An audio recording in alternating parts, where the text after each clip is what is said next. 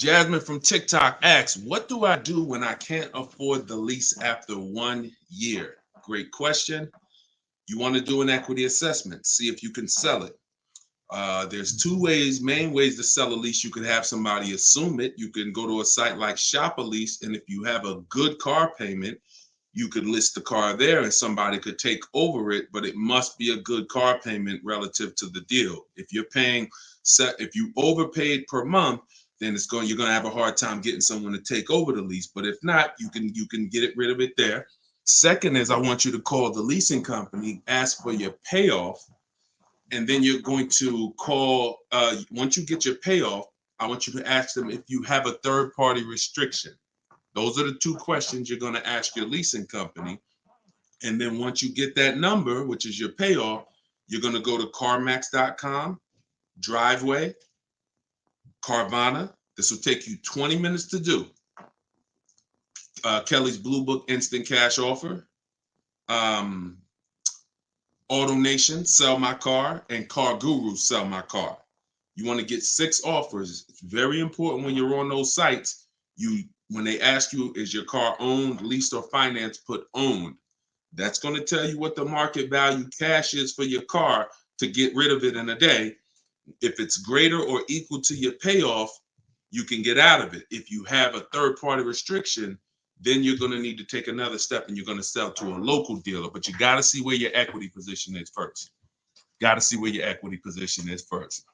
All right, I'm going on and I'm sharing the broadcast, and then Dolan, you could queue up the next question. We're live on TikTok, Instagram, YouTube, and Facebook. So we are going to be taking questions from all platforms. The first one came from TikTok. We got a couple queued up on TikTok. So shoot the next one in, Dolan, and we'll get to it. All right, this is another one from TikTok. I have 2 payments left on my lease. What's my next step? Equity assessment. Who's returned a lease to a dealership, just dropped it off when it was done? You never assessed any equity. You didn't even know. Who didn't know that a lease could have equity that you could put in your pocket? It's not a guarantee, but many people all through the pandemic, we were showing them how to put $5,000, $7,000, $10,000, $12,000 in equity in their pocket from the end of their lease. I sold my lease, end of my Jeep lease, I made $8,900. My mother made $10,200. Now that was when everything was worth 7 to 10 grand more than it's worth.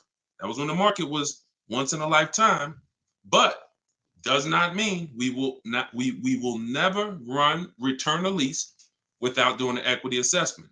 If you've done it, I want you to raise your hand and say, you know what, I turned in my lease. If you ever just dropped it off, you can't do that again. You must know if you have equity, and you follow those steps that I just gave to Jasmine. I think that was Jasmine who asked the first question. That is what's called in my book, in my process, that's the equity assessment. That is what you do. Everything I'm teaching you guys is from my new digital book, Car Shopping for People That Hate Car Shopping, 7 Steps to Saving Time, Money, and Avoiding Dealerships. So every question you ask, when I answer it, it's going to be out of one of those 7 steps. And the equity assessment is step 2. You must do that before you ever return a lease for the rest of your life. A lot of you gave back thousands of dollars to dealerships and you didn't realize you were doing it. They bought those cars, put that money in their bank account when it should have been in yours. Yep. All right. Go ahead. Shoot the next one up, Dolan. All right. All right. This one's from TikTok as well. Let's go. Facebook, type your questions in. YouTube, type your questions in. Instagram, type them in so we can get to you guys. Another one from TikTok. Thinking of trading a car for a newer model. Should I keep the car and just get the new one? It's a good question. What's the benefit of keeping the car? If you were a high mileage driver, then I would tell, let's just say you said, Deshone, I'm driving 20,000 miles. It's in high mileage drivers, I want you to type HM. If you do over 20,000 miles per year, even 18,000 miles per year, just type HM. Regular driver, Jason, is what's the benefit of having 2 cars? It's on insurance. You're paying for one when you get your new car. I like to drive that car that I'm paying for. I don't want to be paying for a car and then I got this other car that I'm barely using. But if you are a high mileage driver, then I would tell you keep that car and get you another car. And but if you, how many years are you keeping the car, Jason? How many years are you keeping this next car? Because depending on your answer, it's going to change my answer to you. So this car you're thinking about getting, how many years you see yourself keeping it? Let's start there. Come on, and shout out to the sharers. I see y'all running the likes up on TikTok, and y'all keep tapping that screen. Just every couple minutes, throw a couple taps. It really helps the broadcast, and I appreciate everybody who's helping us get this message out. I really do. We couldn't do this without you. Let's see if maybe 5 years, then you should not be buying that car, Jason. You should be leasing. And I'm going to break this down for you really quick because some of you know the depreciation curve. And the rule of thumb is when we talk about the hidden money in your car deals, my job is not to just teach you, if you're willing to listen, how to save thousands of dollars by making dealers and banks bid on your business. That's how we make sure we get the best prices. You can't get the best price. You can't make the best deal if you buy, but you should have leased. It's impossible because the depreciation curve looks like this, y'all. If you buy a car today for $30,000 today, I give you a car. I'm gonna show you something. I want everybody stay close to your keyboard. I don't want you to, when I ask you a question, type as quick as you can so we can keep the dialogue going. If I gave you a $30,000 car right now, put it outside your house, you don't drive it 1 mile, you don't even touch it. We go outside a year later, is it worth $30,000? You didn't drive it 1 mile. You said, Deshone, I don't need the car, but I'm leaving it here. It's yours. You don't drive it 1 mile. Is it worth $30,000? No.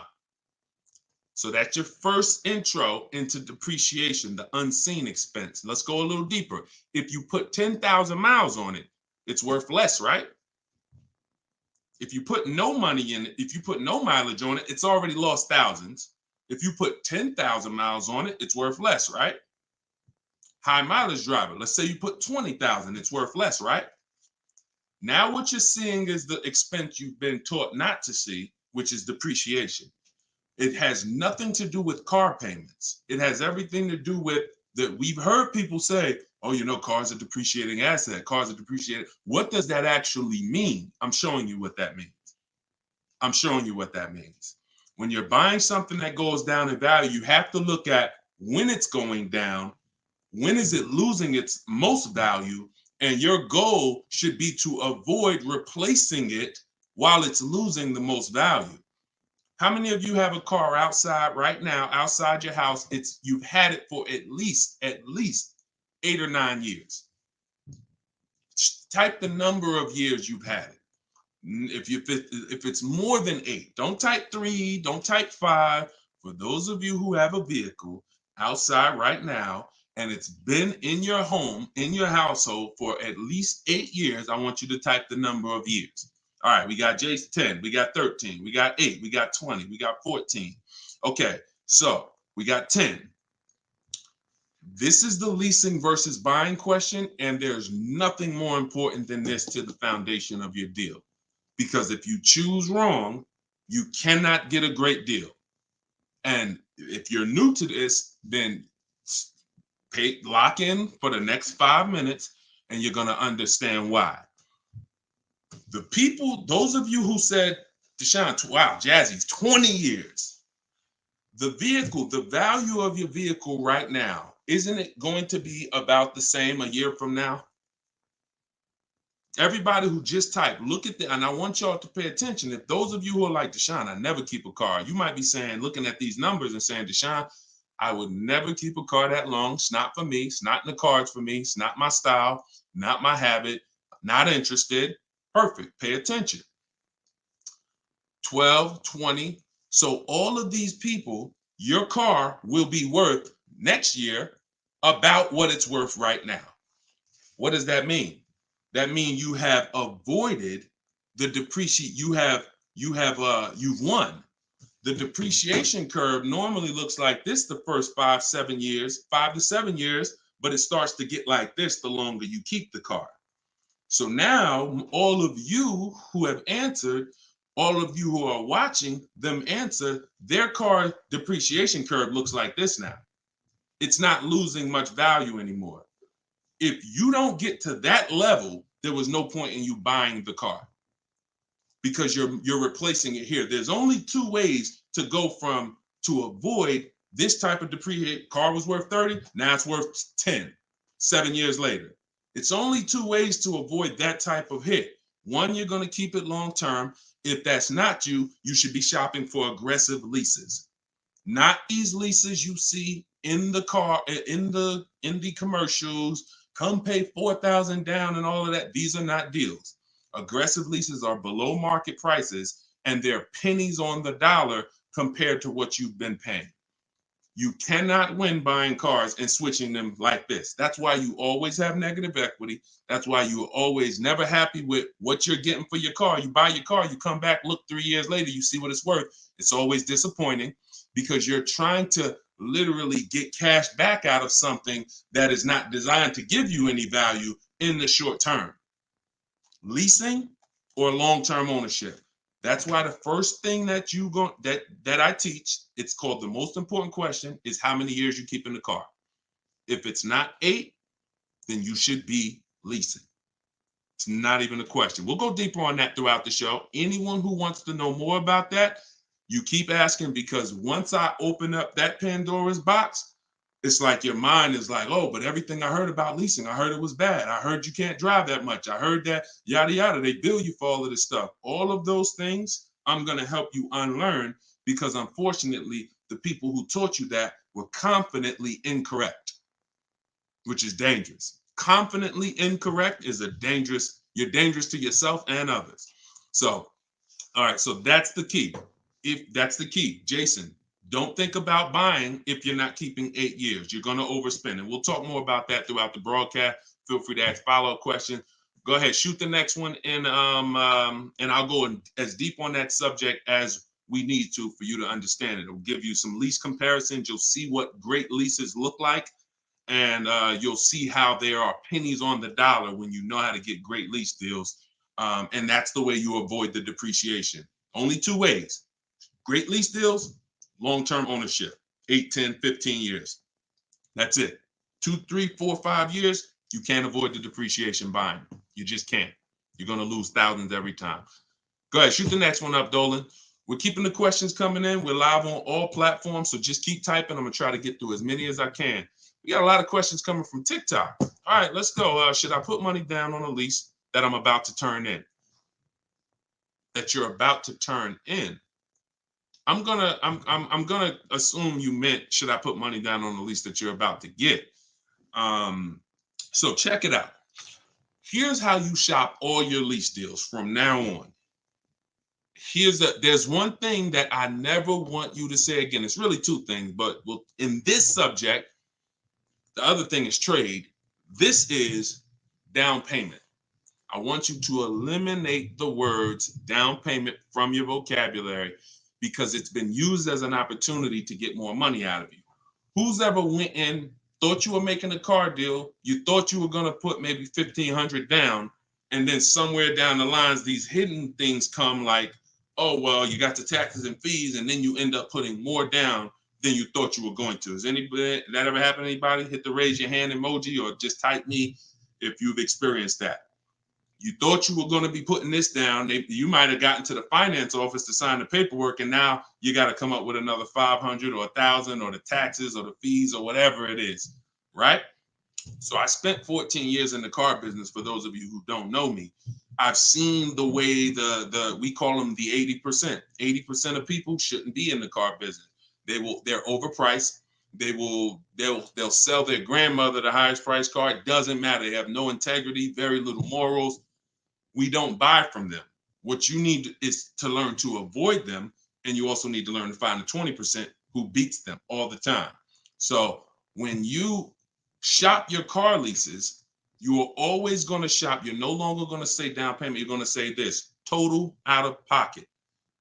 Total out of pocket. See, total out of pocket means that's what I'm giving you and no more than that. You'll see the difference. Down payment can be, that's my down payment, but what about my taxes and what about, so that gets convoluted. When you start using, hey, I'm only doing this total out of pocket, it's hard for them to switch it up, especially when you're adamantly aware of what that means. This is all the money that I'm putting out of my pocket. You could also say do it signing, but total out of pocket is probably more of a universal term. You shop your leases with 12,000 miles.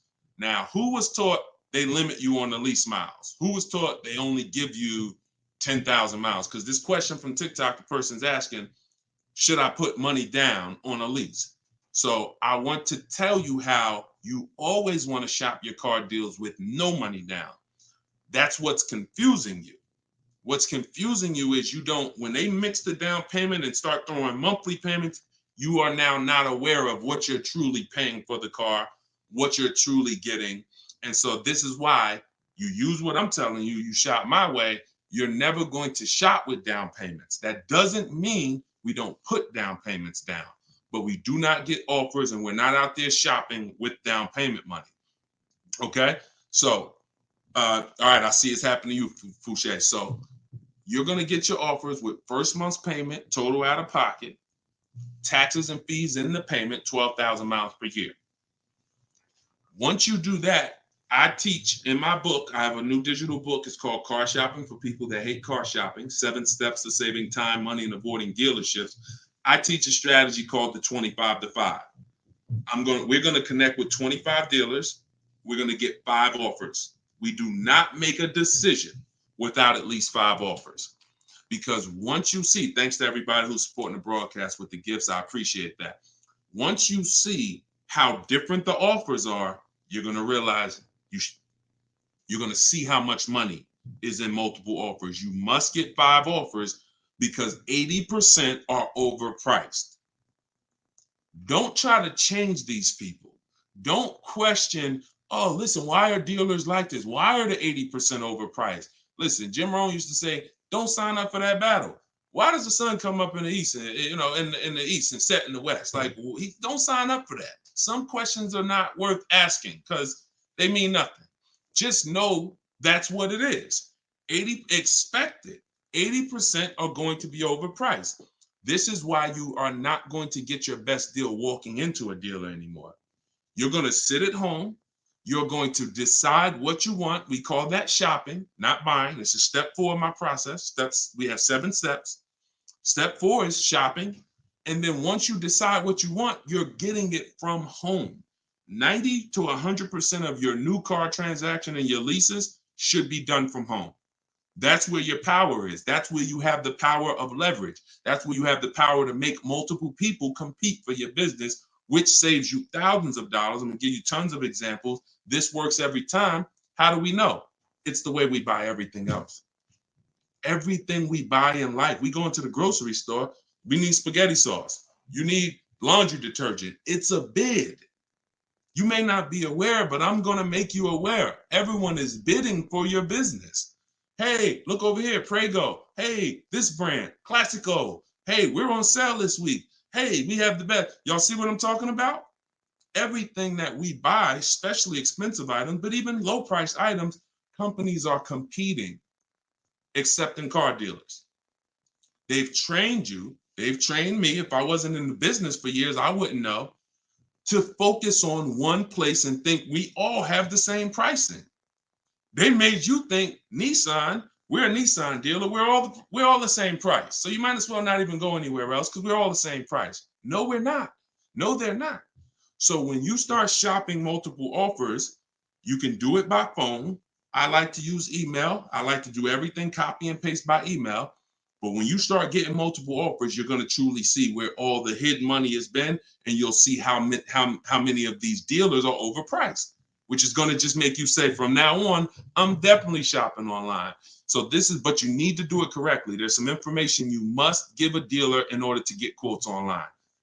And most of you don't know that. That's why you're having problems getting quotes, because you're not giving the dealer what they need to get quotes. So we'll go deeper on this throughout the show. But this is what we're talking about, y'all. This is all in my book. In my book, You have the 7 steps laid out. You could cue the next question up, Dolan. And for our launch, you can get it for 75% off. The book's normally $97, but for our welcome offer, our launch, I said, you know what? We're going to do 75% off for 30 minutes. So when you go to my TikTok bio, you click that link. There's a button that says, get my new book, 75% off. You get yours. You won't pay the normal $97, but it's only for 30 minutes. Once that timer goes down, you go back up to 97. Same thing on Instagram. It's in my Instagram bio. And then we're going to put the link here for you guys here on Facebook and YouTube. All right, go ahead. This one's from Instagram. If I'm keeping a car under 8 years, I like y'all using this 8-year rule language. I like that. I like what I'm seeing. Y'all really letting, this is really absorbing. If I'm keeping a car under 8 years and will definitely go over the miles, how do I lease cost effectively? You choose the right miles. You never, I was at Hyundai. And I experienced for the first, see, most of what I'm teaching, I learned through being in the dealerships and just watching, paying attention, asking questions, seeing bad situations, and then asking questions to make sure I could help people avoid them. I was at Hyundai. I was a manager for 6 weeks there. And this guy came in and he was returning a high mileage Hyundai lease. It was the first one that I had really saw that I could remember. He brought it back. It had 70-something thousand miles on it. And I was just like fascinated. I said, you lease this? He said, yeah. All I do is lease. He said, man, I'm in sales. I used to buy these cars. You know, I was putting so much money in the cars, all this negative equity. And it was just like, I hated it. He said, once I got exposed to the high mileage lease, I never looked back. I drive this thing 20-something thousand miles a year, 3 years, I drop it off, I get another one. And so I said, okay. Because I had also experienced high mileage people coming back with lots of miles, but a lot of negative equity with it. Hey, Deshone, I'm looking to change this thing. How many miles you got on it? I got, 180. It's all highway. And then you look at what you owe, high mileage drivers. And I'm like, God, man, it's going to be hard because you got all this negative equity. So once he exposed me to that, I looked at his payment and I said, man, he's only paying a couple dollars more, $150, $200 more per month to have all the mileage. That $150, $200 a month is a lot less than the depreciation hit that he's taking. Again, going back to the unseen expense. We already said, we park a car outside your driveway tonight, it's 30 grand. Next, I asked everybody on here, is it worth 30,000 tomorrow, a year from now? If you don't drive it, everyone unanimously said, no, it's not. So even without mileage, it goes down. When you do regular mileage, it goes down more. Somebody doing 25,000, this is how you're destroying the value of your car, but at the same time, the loan is still staying high. So once I saw that you could avoid that with a high mileage lease, that became part of one of the strategies that I teach for high mileage drivers. This is only if you're short term. Pay attention to what Maddie's question said. If I'm not keeping it 8 years, if he was, there's plenty of cars that you can keep 8 years and just put a ton of miles on it. You're not worried about trading them or selling them because we don't trade. You're just going to get the maximum value out of it. In his case, he knows he's not keeping it 8 years. How are we avoiding the short-term depreciation? You do that with a high mileage lease. Second strategy, Matt, this is also in my book. I have 2 strategies for short-term high mileage drivers. That's one way. Shop for your lease, 12,000 miles a year. Identify the best bid, and then once you identify the best bid out of 5, you have them adjusted to a high mileage lease. Second is you buy your car, or if you have a car now, you keep that car, pay that car off, and now you're going to go lease your nice car, and that's going to be your second car. I call that 2 cars, 1 payment in my book. That's what it's called. And now you have, because some people say, Deshone, you know what? I want a nice car. I drive a lot for work. But man, I want to get me something nice, but I don't want to just be destroying it. And this strategy becomes perfect for them. This guy who's doing the high mileage lease with Hyundai, that's not a nice car. Especially once it gets up to 60, 70,000, it's not the, so some people are like, you know what? I want a nice car. I'll have my mileage car. I'll do, half the mileage on that. And then I'll go and lease me something and I'll do half the mileage on that. And so it's a beautiful thing. You got your nice, beautiful car and you got your mileage car and you split it. Payments affordable. and you're not dealing with all this negative equity like you've been used to dealing with as a high mileage driver. High mileage drivers are getting killed with some of the worst because you guys are just killing the value of your cars. You use either one of those, you're going to love it. Both in my book. So if you want that step by step, it's in there. Some of you are like, Deshone, this is great. I don't want to try to remember all of this. In my book, it's right there for you, laid out step by step. You can get it for 75% off in my TikTok bio or my Instagram bio, or just scan the QR code on the screen, or go to deshonesbook.com. Either way, get your 75% off. Okay, shoot the next one up. That was a great question, man. Shoot the next one up. Let's get through as many as we can. This one's from Instagram. Would you recommend leasing business vehicles? Well, that's a question for your accountant.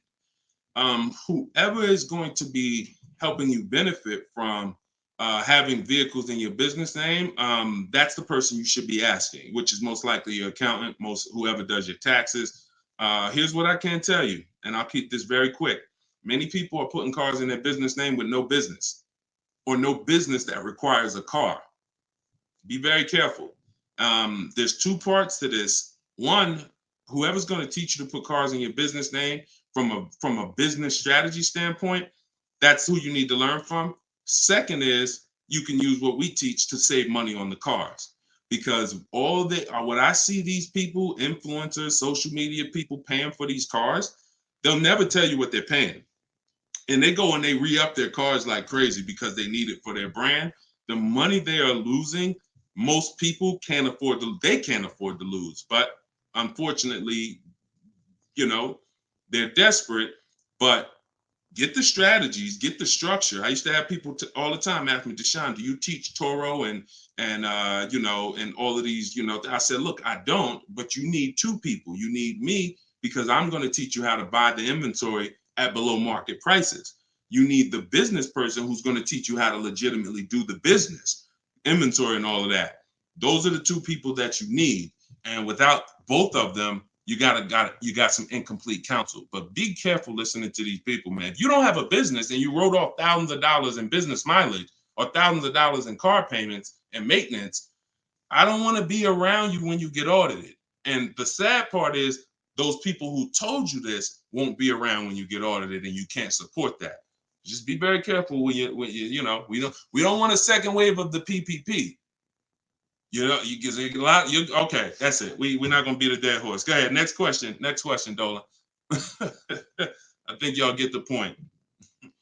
Some videos were the worst videos to go viral. Did so much damage, still doing damage.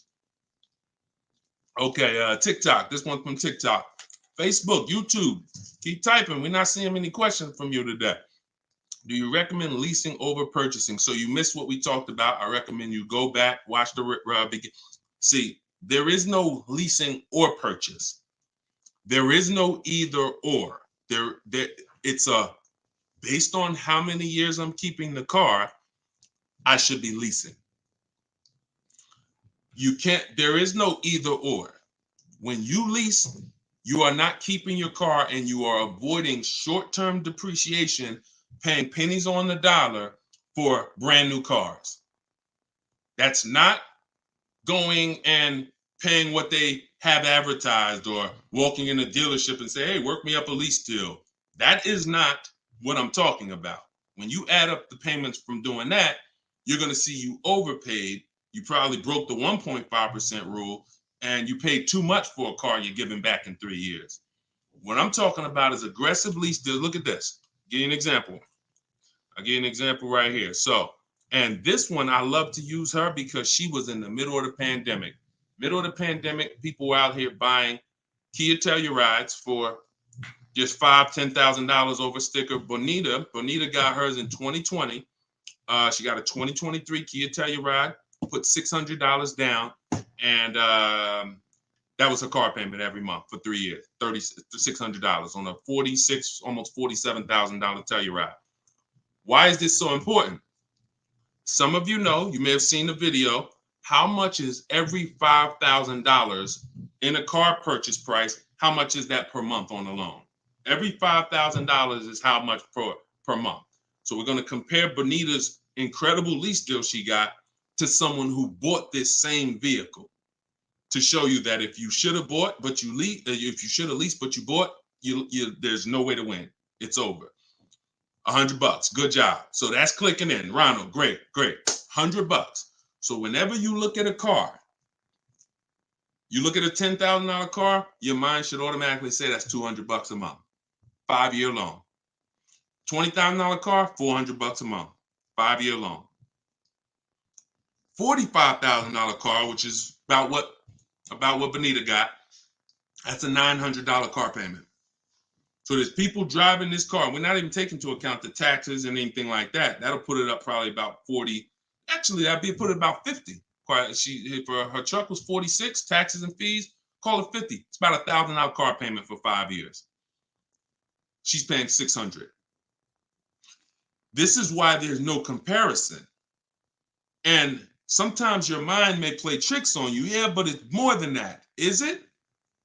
If you and I both drive out the same lot, same exact vehicle, we're not putting any money into the deal. See, I want to make sure I keep you on track when neither one of them are putting any money into the deal. They're literally just going in, no down payment. All right, what's my deal look like? $600 a month, great lease. $1,000 a month, 5-year loan, no money down. So when we leave it the same, if I'm paying $1,000 and you're paying $600, is there any question of whether you're winning right now financially? Same vehicle. So as we drive, the only way you can eventually win, or I could eventually win if I bought, I'm paying $1,000, but I'm going to keep this vehicle long enough so in 10 years my Telluride is going to maybe worth $9,000. I kept it 10 years. It's worth $9,000 out there, but it's not losing value anymore. It's been in my household, and I was able to outlive the depreciation. So now I win. Doesn't mean you lose. See, it's not like, oh, well, you lost, you should have bought. No, Benita knows I'm not keeping 10 years. I'm not keeping 8 years. That's not my goal. Therefore, I'm going to shop for great lease deals, and I'm going to pay pennies on the dollar compared to people buying, and that's my win.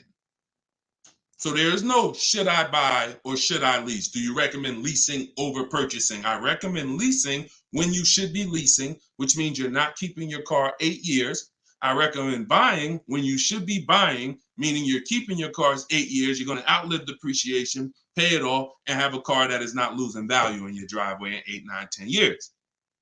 That's when both people win.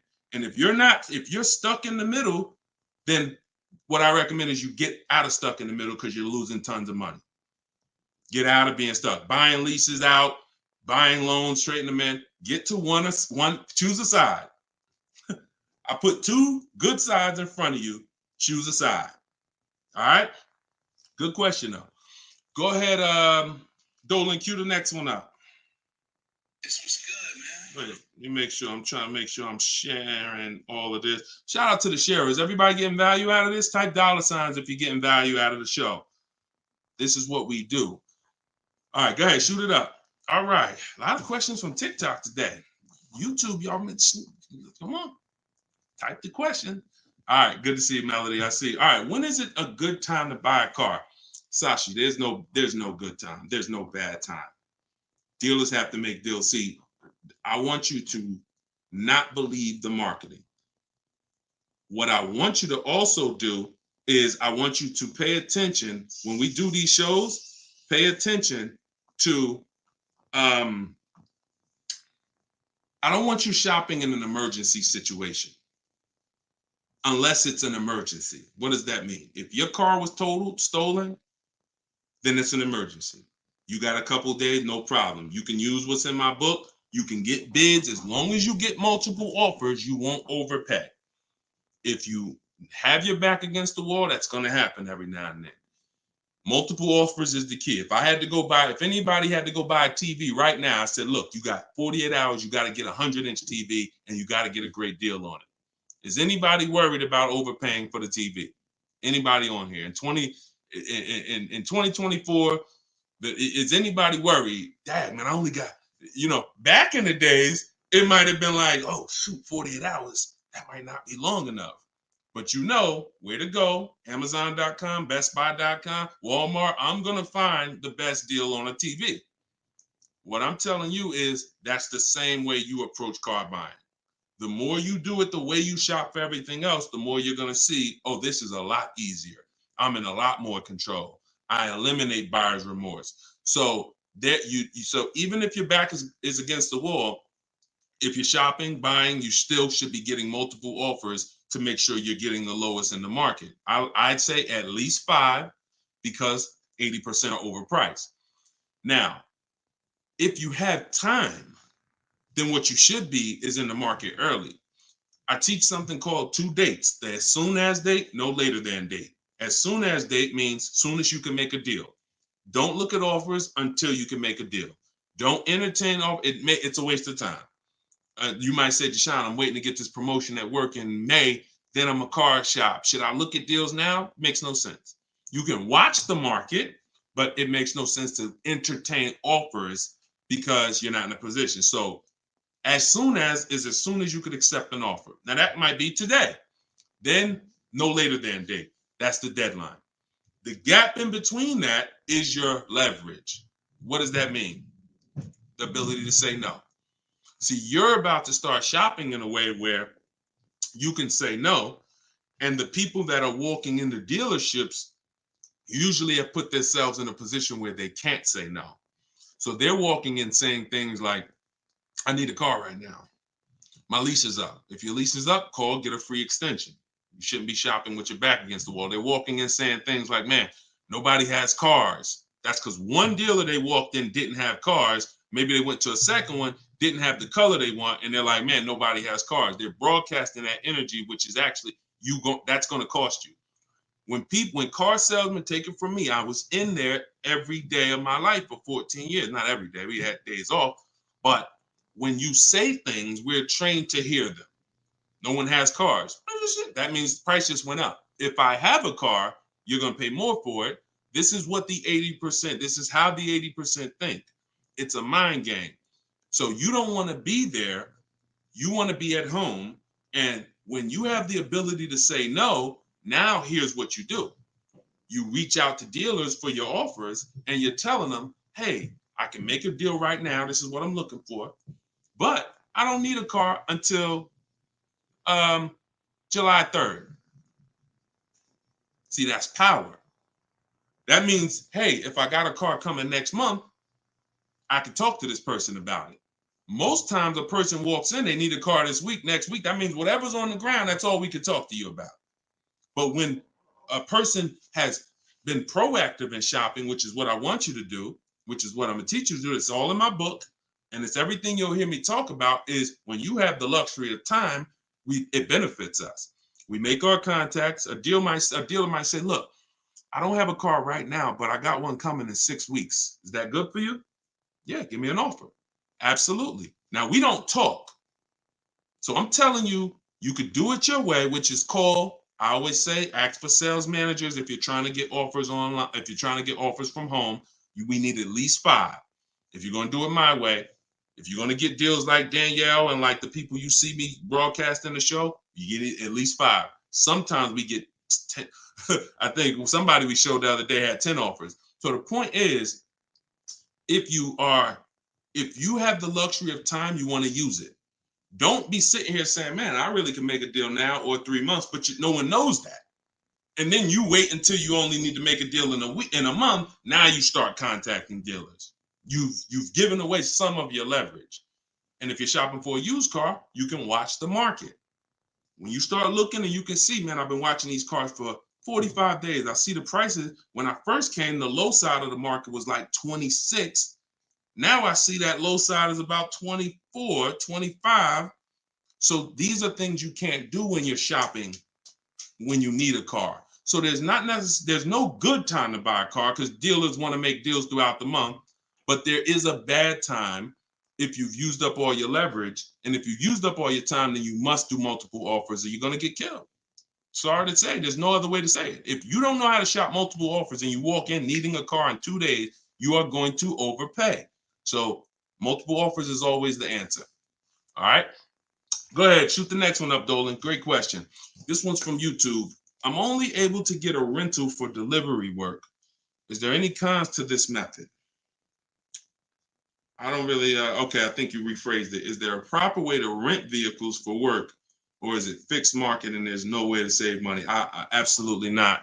Renting is going to be way too expensive compared to, this is why when people say, who's heard leasing is like renting?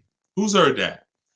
Type the raise your hand emoji or type me if you've heard leasing is like renting. It's one of the most ignorant statements that, there's a lot of ignorant statements made about leasing, but that's one of them. Renting is expensive. Renting, you don't get a lot for your money. It's usually a short-term thing, 1 day, 1 week. You know, maybe if you had an accident, cars total 30 days. It's not meant to be long-term.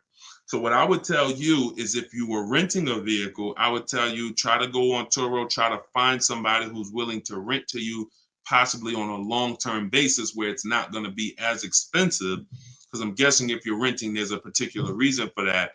But the money you're going to pay in renting, you should probably put some of it to the side, try to get you a car, cash, Facebook Marketplace, something to get out of that cycle and start to rebuild.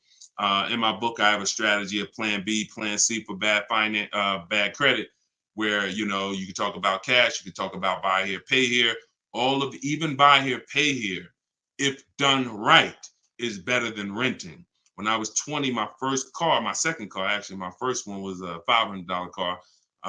And after I got a buy here, pay here Chevrolet Cavalier. It was, I put $1,500 down. I paid $50, I think, a week. And I paid off the car in a couple months. That car lasted me 6 years. So the key with buy here, pay here is to make sure you're getting a great car, a quality car.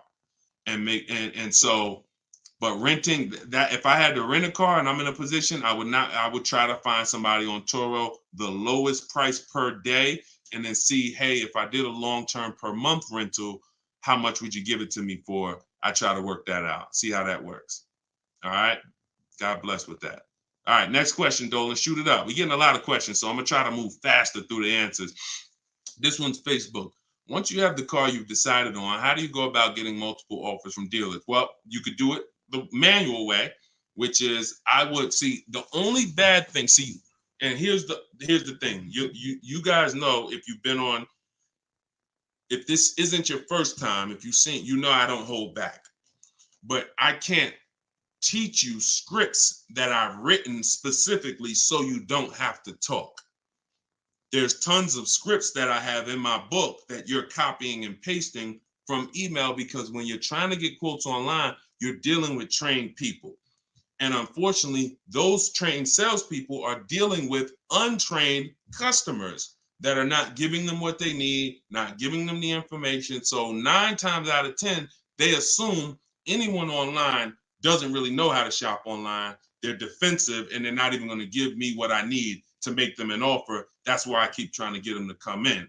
So when we do our copy and paste, we're giving them what we need. And that's the only reason I say I can't explain that to you. The only way to use that, like, all right, there's scripts for everything. There's 3 levels of contact when we're contacting online. This is my 25 to 5 strategy. You're using this for new cars and leases, not used cars. Different strategy for used cars. New cars and leases, you're using my 25 to 5 in the book.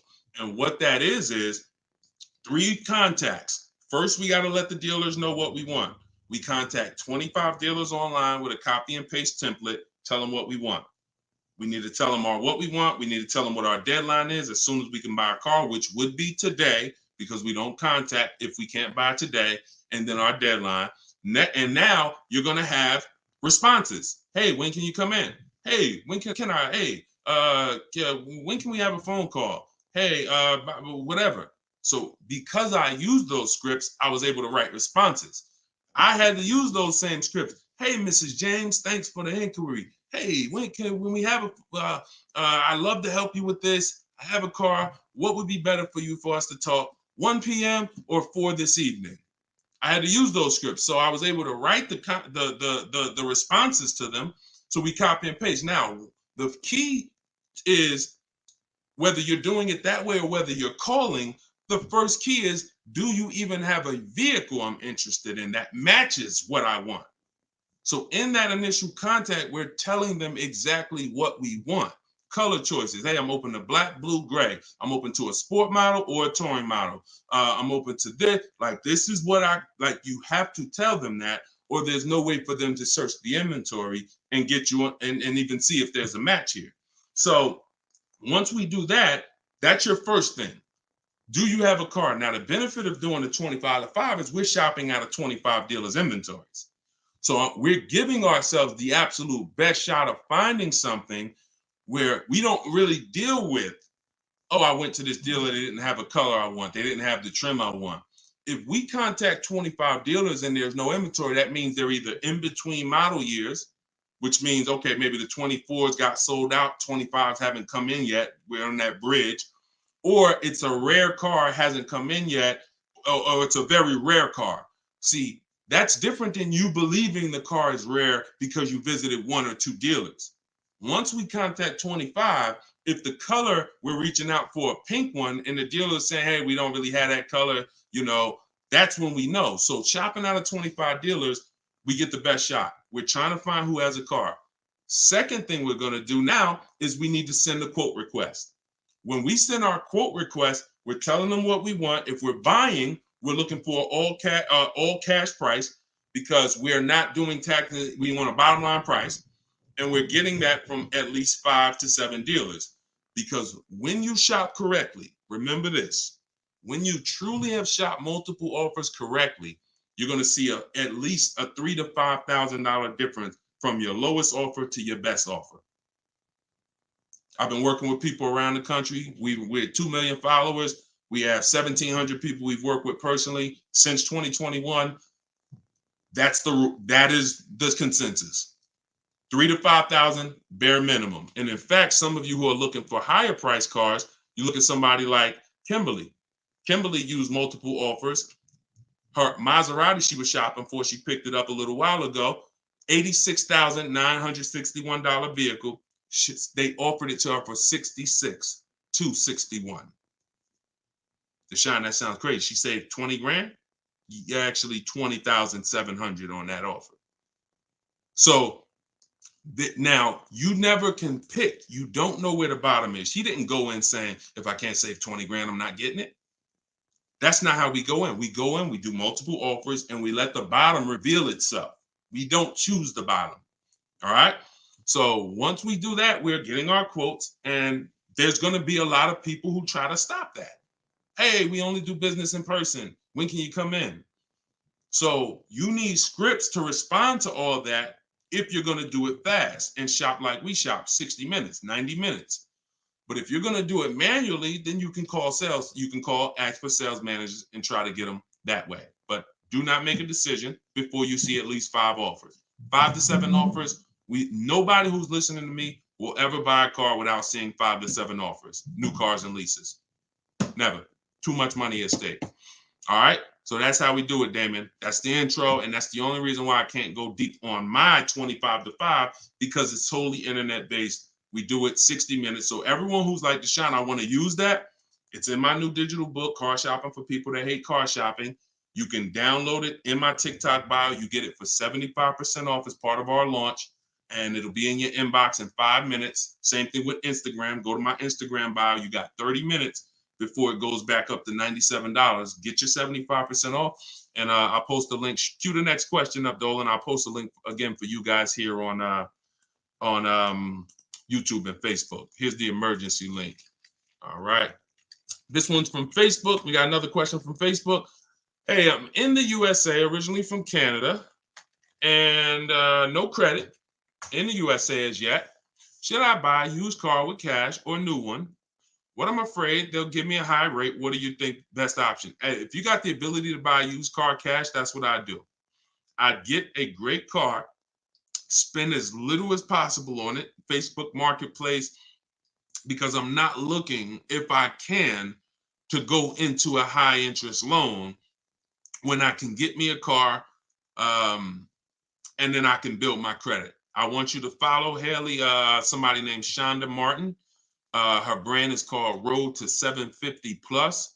She's very similar to me in that she does these Q&As all the time. She's live. She's a genius. She's clearly studied for many, many years to understand. And even me using her thing, her strategies, I've added at least 80 points to my credit just from things I didn't even know. Like, and the real person who's an expert is going to show you where the blind spots are, things you didn't know. And that's what Shonda is. Some of you may follow her. She's amazing. Yeah, Cavante said, yeah, she's amazing. She is. So follow her. But yeah, I would be looking to get something inexpensive, point A to point B, little as possible. Make sure you find wherever you live, ask around who's the best mechanic in town. Ask like who does everybody know in town that fixes cars, just a good guy, good woman, and you find them and you say, look, I'm about to go pick up a car, I'm gonna buy it privately. Well, can I pay you $100 to inspect it for me? Get yourself an inexpensive car, and that'll give you the ability to be on the road. At the same time, you have the ability to have the time to invest in your credit. So when you're ready to make a power move where credit's concerned with a car, be it leasing, financing, you're good. All right. But if you go buy a car overpriced interest rate, it could really set you back. It can really set you back. It's happened to too many people. Great question. Cue the next one up, Dolan. Great questions today. YouTube, should I buy a car cash or do I get a loan? It's a great question here. A lot of great questions. This is a matter of, look, nothing that I teach is really one size fits all. That's been the problem. 8-year rule, absolutely. If you're not keeping 8 years, that is one size fits all. That's why it's called a rule. You should be leasing if you're not keeping your cars 8 years. If you're buying, you should be keeping them more than 8 years. But when it comes to the cash or loan, here's what I've experienced, and the people who pay cash or don't pay cash, this is kind of what weighs it for them. What are they doing with, what are you doing with your money? Is your money making you money? If your money is making you money, I would have people come in the dealership, clearly had the ability to pay cash, because I would ask them, so how are you paying for the car? And they say, I'm thinking about, writing a check for it, but what are the rates? And if we had a special interest rate from the bank, like 0% or 0.99%, 1.99, 2.99 even, they'd usually take the bank's money so that their money could keep making money for them. So if that's you, and the rates are low, that's why whenever we shop for a car, you always want to check, are there any special interest rates? That's the first thing. I teach something called the bank bidding war. It's not just dealers that bid for our business, it's banks and credit unions too. So in the bank bidding war, there's 3 rounds. The first round, though, is checking if there's any special interest rates, because if there is 0.99 or 1.99, no one's beating that. Therefore, the rest of the rounds are non-applicable. So if you can use the money cheap, that's when you use the money and you let your money keep working. Now, another person, a different person, Deshone, I'm not really investing my money. You know what? I just kind of like to keep things to a minimum. I got my cash over here. Okay, then. I would still, if the money was cheap, consider it, because, we could be coming into days where cash on hand becomes a little bit more important. But it's really about the cost of the money. If rates are high, 6, 7, 8%, 9%, 10%, then you want to put as much down on these cars as possible. If you're buying them, you want to put, you want to pay them off if you can, because the money is expensive. So it really depends on the cost of money. People, when the cost of money is cheap, they benefit from that, and I would think that those principles will work for anybody, and that's, you pick and choose which one of those situations fits you. But if you check the special interest rates, that usually puts it to bed. You see 0.99, it ain't no reason. Why would the bank's basically giving you free money to use. you can keep your cash on hand and, still get the car. So I know some people don't believe in that. They don't believe in interest, but here's the thing. There's something called opportunity cost. Interest is not the only loss. When you're talking financially, opportunity cost is important. When you put 30 grand in a car and it gets you, we already talked about this. Cue up the next question, Dolan. Depreciation curve. When we start talking about financially making decisions, a lot of people see, if I put 30 grand cash into this car, what is my cash worth in 6 years? $30,000 car, what is it worth in 6, 7 years, y'all? 12, 10. So what's the return on that cash? It's not even positive. It's not even neutral. It's negative. So these are all the things that it's like, okay, you go over that, what I just said over the last 6, 7 minutes, and you choose what makes sense for you. But I'm never going to give you one size fits all formulas. That's what has failed you. Always do this. That's what has failed you. Go ahead. All right, this one's from TikTok. What's the best way to purchase a car once lease is over? Why would you want to? All you're doing. All right. Let's talk about buying our lease out. And I'm going to keep this quick because some of you know that I'm adamantly against this unless you're keeping the car 8 years. Because sometimes we look at our leases, right? And we say, oh, it's, should I buy my lease out? Here's the question. Should you lease again or should you buy a used car? When you are buying your lease out, all you are doing is buying a used car. That's it. When you look at it that way, it's going to become more clear to you. It's your car. You don't have to go search for it.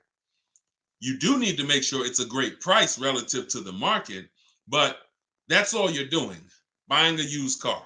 So the question becomes, should I buy a used car or should I lease?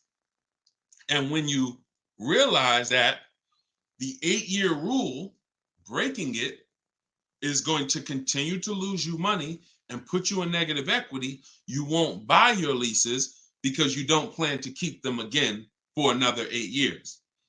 I'm going to tell you how I found this out to be horrible. Guy walks in the dealership. I'm looking at the car that he has. He says, okay, I'm looking to trade this in and get me something new. So, okay, how many years old is that? About 5 years. Okay, cool. How long you had it? I had it since it was new. Okay. All right, you know how much you owe on it? No, I don't know. Now, that's not a good sign because if a person tells you they've had a car for 5 years, and they've had it since it was new, wouldn't you think it was almost paid off or paid off, right?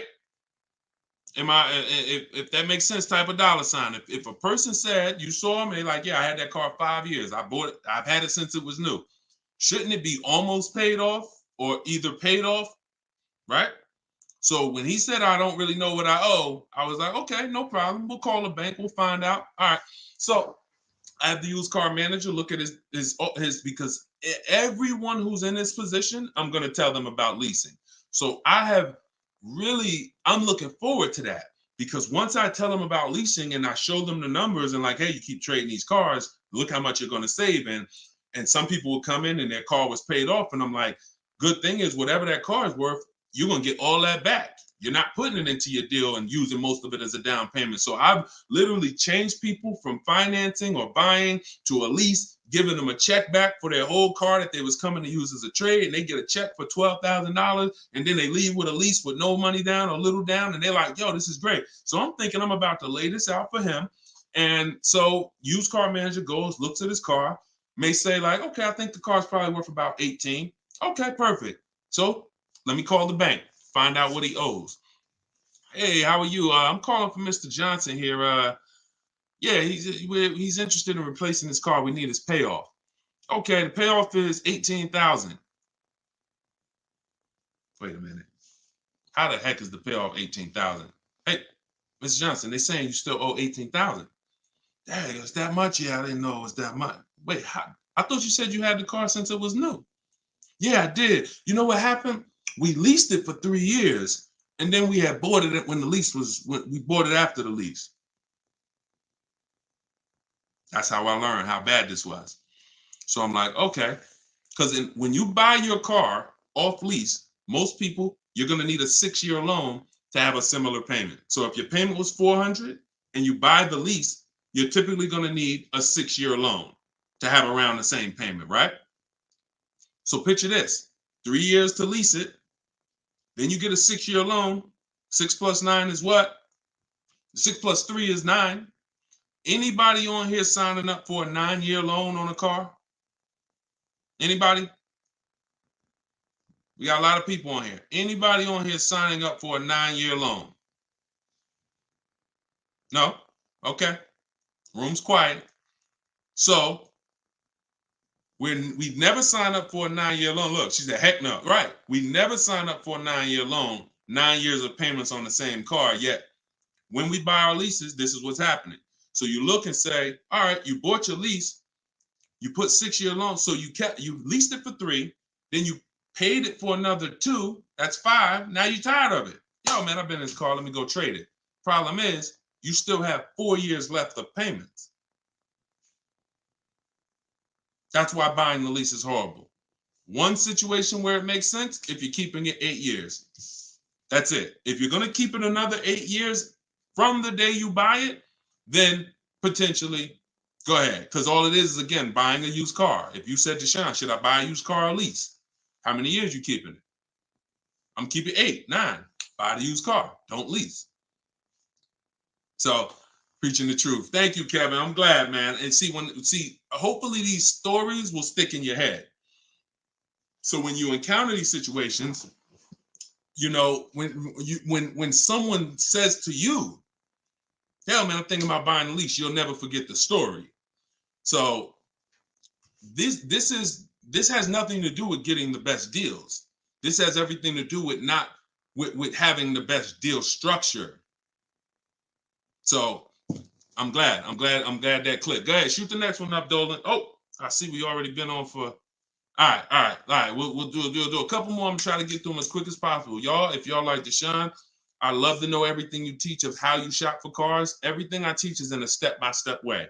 In my digital book, Car Shopping for People That Hate Car Shopping, 7 Steps to Saving Time, Money, and Avoiding Dealerships. Everything we do is a bid. We're buying cars and leasing cars in 90 minutes, 60 minutes. When you get good, you'll be able to do this in like 45, 60 minutes. You never spend more than 30 minutes in a car dealership. You're at home. You're the prize. You're getting bids. You're no longer negotiating one-to-one where you're in a losing position. When you're getting bids, you're in the winner's position. So you can get your book for 75% off as part of our launch. So we want to do 75% off. It's normally $97. In my TikTok bio, you can grab yours. It'll be in your inbox. And some people say, before I get to this next question, Deshone, is it in print?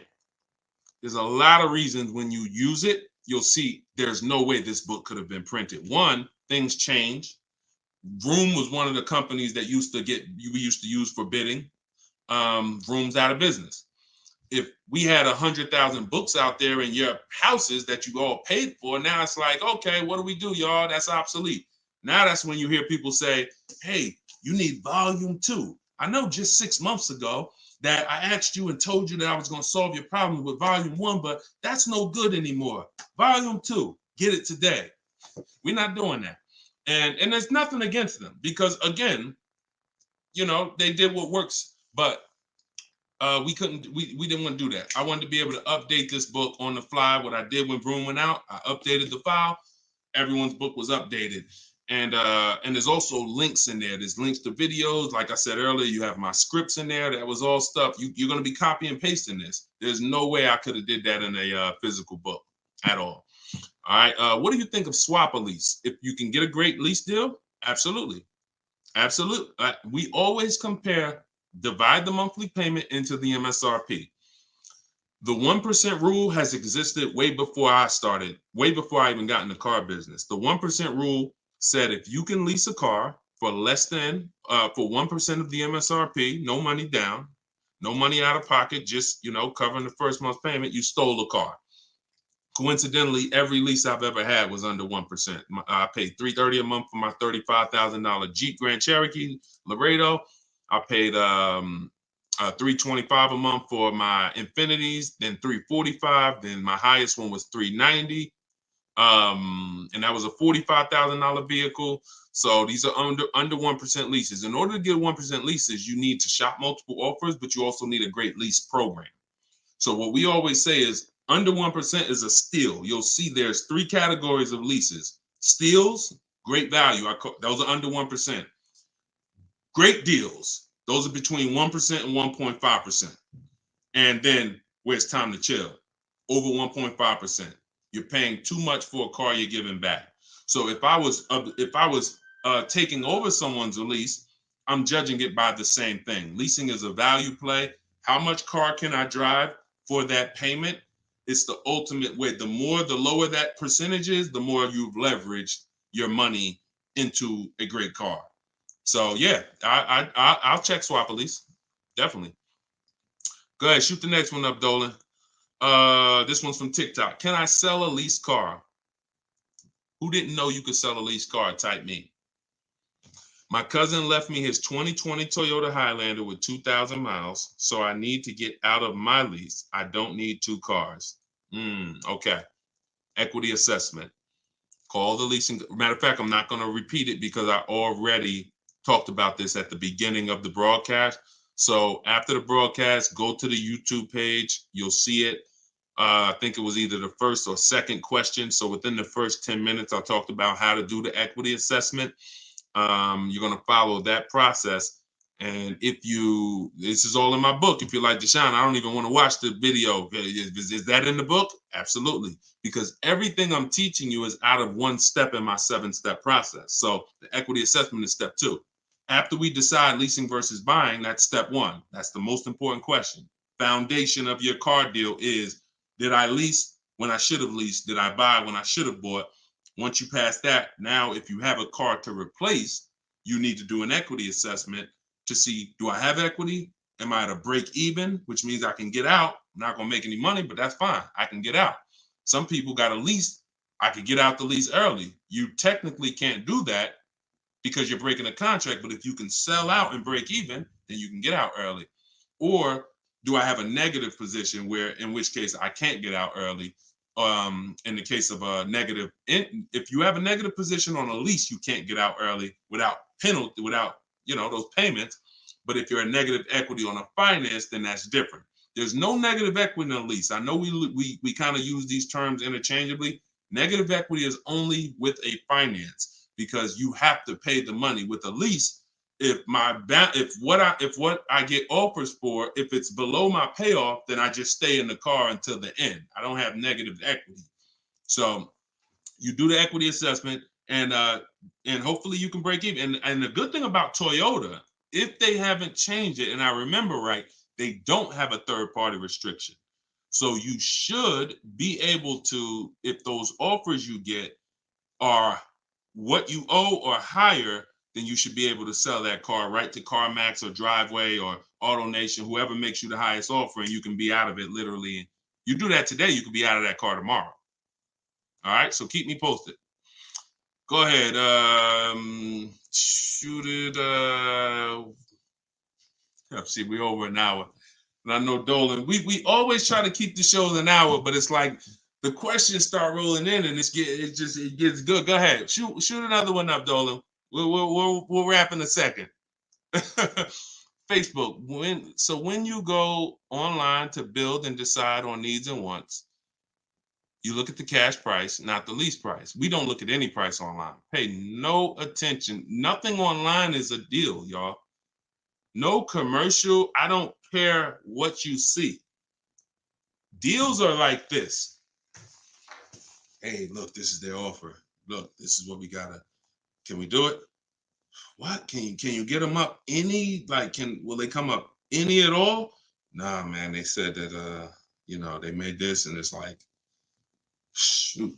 All right, let's see if you get another. Can you get another $10? If you get another $10 a month out of them, just take it. If not, then do the deal. That's a deal. You don't repeat it. You don't. I used to have to tell certain people, when you got a real deal, hey, when you come back, I'd love for you to send me friends, family, but don't tell them what you're paying, because I probably can't duplicate that, honestly. That's a deal. The whole opposite is what they advertise to you. Deals are not advertised. Deals are when a dealer makes little to no money. Little to no money. That's a below market deal. If they're putting something on a commercial, that means the dealer doesn't mind if 80 people come in and get that offer this month. You have the money down? Yeah, I want to pay the $460 a month. Okay. You have the money down? Yeah, it was $3,400, right? Okay. What about the taxes and fees? Because that's small print. All right, how much is that? That'll put you probably about another $3,200. And then I could be at that payment from the commercial? Yeah, definitely. Okay, let's do it. That's not a deal. That's not nothing special. We didn't mind making that. Come on, if that's what you want. So if you want deals, you got to understand. Don't look at commercials. Don't look on the internet. Oh, this deal is advertising this. Deals are not advertised. Let that set. All this marketing that has worked on come at the end of the month. Imagine being in a business where your customers were trained to come at the end of the month. Imagine if you had a pizza shop, a car wash, and that happened. You knew that the industry was so good at marketing that you knew the last 3 days of the month, your car wash is going to have lines around the corner. That's marketing. So dealers make deals when they're like desperate. I want to see. Nobody's here. So don't pay attention. Don't pay attention to that. Just follow the process. Oh, I see you got the book. Just follow the process. If it's not written in there, Ty, don't add to it. Don't add to it. If Deshone didn't say, go to this website and look and then write that down, don't do it. The whole purpose of why I wrote that book in that way is to take the guesswork out of it. If you find yourself like, okay, what should I do here? All right, I'm going to do this. You're probably off my path because my path is very rigid. It's like a McDonald's system. You hear that beep, the nuggets are ready. Oh, don't change it. And then you'll get the results. We call that trust in the process. Great question. All right, y'all. We just hit an hour and 10 minutes. Y'all, I would love to do this all day. We are going to continue to do these broadcasts. Once the questions start coming in, I just really, and I don't want to discount any questions. So I wish some questions I could just answer in 30 seconds. It's not possible without me just cutting it short and then you not getting the value out of it. So we try to get through as many as possible. For everyone who wants everything I teach in one place, you can get everything in my social media videos. But I think what you understand now from being on the broadcast is there's lots of different situations. So when you're moving through my social media video, you're saying, oh, he's talking about leasing here. He's talking about buying a used car here. He's talking about banks here. He's talking about high mileage here. All right, that means I got to try to piece this together myself. Same thing with the broadcast here. If you're like Deshone, I want everything in one spot, step by step. It's all in there. Leasing's in there. The high mileage paths are in there. The new car purchase paths are in there. Used car purchase paths are in there. And step 7 of my book is delivery. So you shouldn't be thinking, oh, I'm going to read the whole book, then I'll start shopping. No, it's action guides. It's essentially a big checklist. Do this, do this. By the time you get to step 7, you should be picking up your car or getting ready to have it delivered. So that's the way it is. You don't take a quiz at the end. The quiz is if you did it right, your car's on the way. So everyone can get your book for 75% off as part of our launch. It's in my TikTok bio. Grab yours, use it, and please make sure you email me your deal. As soon as you make your deal, send me an email. Deshone, check this out. I don't want to see just the car you got. I want to see the price you paid. You're going to have price assurance, and I'm happy to be on this journey with you. So get it in here. I'm going to send this link. I'm going to type the link one more time for you guys here on Facebook and YouTube. In case you missed the countdown, I just typed the link. You can grab it there. TikTok, Instagram, it's in my bio. Click that website and then click that button that says 75% off. So until then, thank you, Ty. Great questions today. Great questions. All the questions were good. And I'll see y'all on the next broadcast. We'll keep this going. God bless y'all.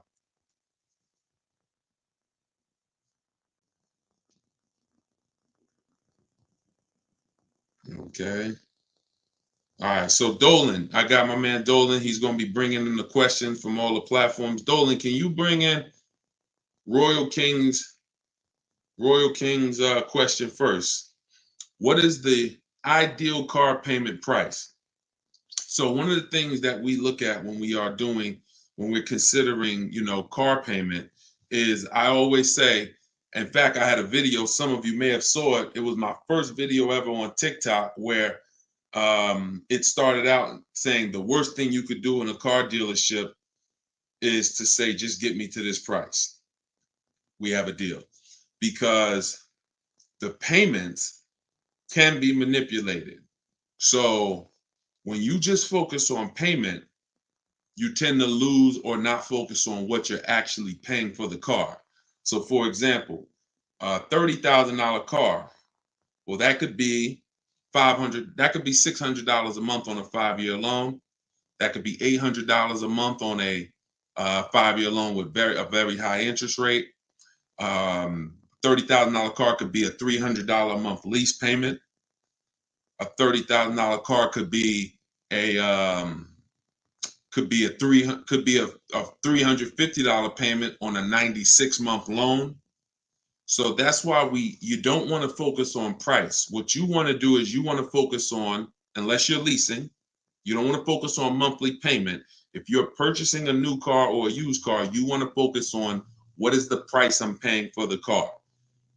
And once you are able to focus on that, you'll be able to easily understand what that price should equate to on a monthly payment. Like some of you know, what is every $5,000 on a car payment? Every $5,000, and this is something for you to keep in mind forever, Royal King. The every $5,000 on the purchase price of a car that you're borrowing on a loan is how much per month? Remember this rule. I'm gonna see if anybody else knows. Hey, Kenneth, good to see you. Yeah, smash that like button. Thank you, Brian. Yep. Exactly, Mikhail, $100. So that's a good gauge for you to go in with $100 every 5,000. So when you look at a $10,000 car, what should pop into your mind is $200 a month. You should automatically default to a 5-year loan. I don't want you defaulting to 6. 6 is what I call the longest. I have a rule called the rule of 72 and the 10th birthday, which means we don't take a car loan more than 6 years, which is 72 months, and we don't have a car loan on the car past its 10th birthday. Bad combination, a lot of risk. So if you just default to every $5,000 of the car I'm shopping for, it's going to be $100 a month. That's going to be a good rule of thumb for you to base it off of. So welcome to everybody who just jumped on. If this is your first time with me on a live stream, could you type the number 1? I just always like to see the shout out the first time people. You're here for the first time. We do these live broadcasts. I call them right now. I call them car shopping Q&A, car shopping questions and answers. All right, welcome. Could everybody, if you've been here once before, could y'all just type welcome and just keep sending your questions. After you type welcome to all the new people, type your questions in and we'll get to as many as we can in an hour. This whole broadcast is sponsored by, and I'll be teaching out of my new book. My new digital book is called Car Shopping for People That Hate Car Shopping, 7 Steps to Saving Time, Money, and Avoiding Dealerships. It's a complete system of how to shop and get bids online. You should be doing 90 to 100% of your transaction online if you really want to save all the money. That's what we'll be talking about. You can't do 100% online with a used car because we have to test drive. But new cars, you can do 90 to 100%. Used cars, you can do 90% of your transaction online. So you can get your copy for 75% off in my TikTok bio for 30 minutes, Instagram bio for 30 minutes, or if you're on Facebook or Instagram, just go to Deshone's book or scan the QR code. All right, Dolan, shoot the next question and let's keep them coming. Just tag. All right, this one's from YouTube. Can you explain to me, once I pick a vehicle, how do I get the best lease rate? Well, different dealerships, same manufacturers, have different lease rates. Very good question. Every dealership is different, unless there's sometimes price fixing by buying multiple dealerships in the same area. Some people will do that, which means we're going to go outside of that. Typically, when you look at buying up dealerships in the same market, you're trying to fix the price there. So if they go, but that's okay, because what you're going to do is you're going to shop so wide, you'll shop outside of them. You'll get used to driving an hour. If somebody beats the bid and they're saving you thousands of dollars, that's a good car ride when you're going to pick up a car. I had a young lady last year, Shonda, she lives in California. Every Northern California Volvo dealer was saving her money, a little money, but this one in Southern California beat her best offer by $3,000. I said, so what are you going to do? She said, Deshone, the plane ticket was 70, I think she said $73. I'll be on my way. So, you know, you'll get used to that. Every dealer has a different price. And I know you may have thought, oh, these dealers are all the same. Nissan is Nissan. Nope, they're all independently owned, independently operated, and they're all competing. So when the way you shop for the best rate is multiple offers, I teach you to get at least 5. When you are buying a new car or a lease, at least 5 offers, because 80% of dealers are overpriced. So out of that 5 offers, 4 are going to be higher. 1 is going to beat everybody, and that's the one that we go with. I have a system I use called the 25 to 5. I teach this. It's in my book, where we connect with 25 dealers online to get 5 offers. You can do it manually. You can call and ask for sales managers, and you can run your scenario past them, and you can get an offer from them. You need to do 5 though. You're not going to see the big money, the big savings, until you do 5. I've been shopping with enough people around the country the last 3 years to know at least 5 offers, sometimes 7, to save the big money. All right.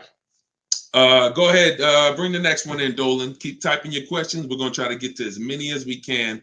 And for those of you who don't know me, my name is Deshone. I go by Deshone the Auto Advisor. I spent 14 years in the car business. I left in 2020, 5 years with Mercedes, 5 years in General Motors. You know, I say that in most of my videos. And now I spend time educating the public. We are hell-bent, you know, on getting the information to you to help you save money and help you save time. All right, shoot the next one in, Dolan. Let's roll. This one is from TikTok. Upside down on my truck, but want to get a smaller one under lease. What can I do? Okay, so you're upside down. So anybody who knows they're upside down, this is called negative equity. You owe more money on your car than it's worth. First thing you want to do is make sure that you've gotten the highest offers. There's 3 things that you can do with negative equity. If you're in a position where you owe more money on your car than it's worth, you have 3 options. 2 of them, you get a new car. 1 of them, you don't.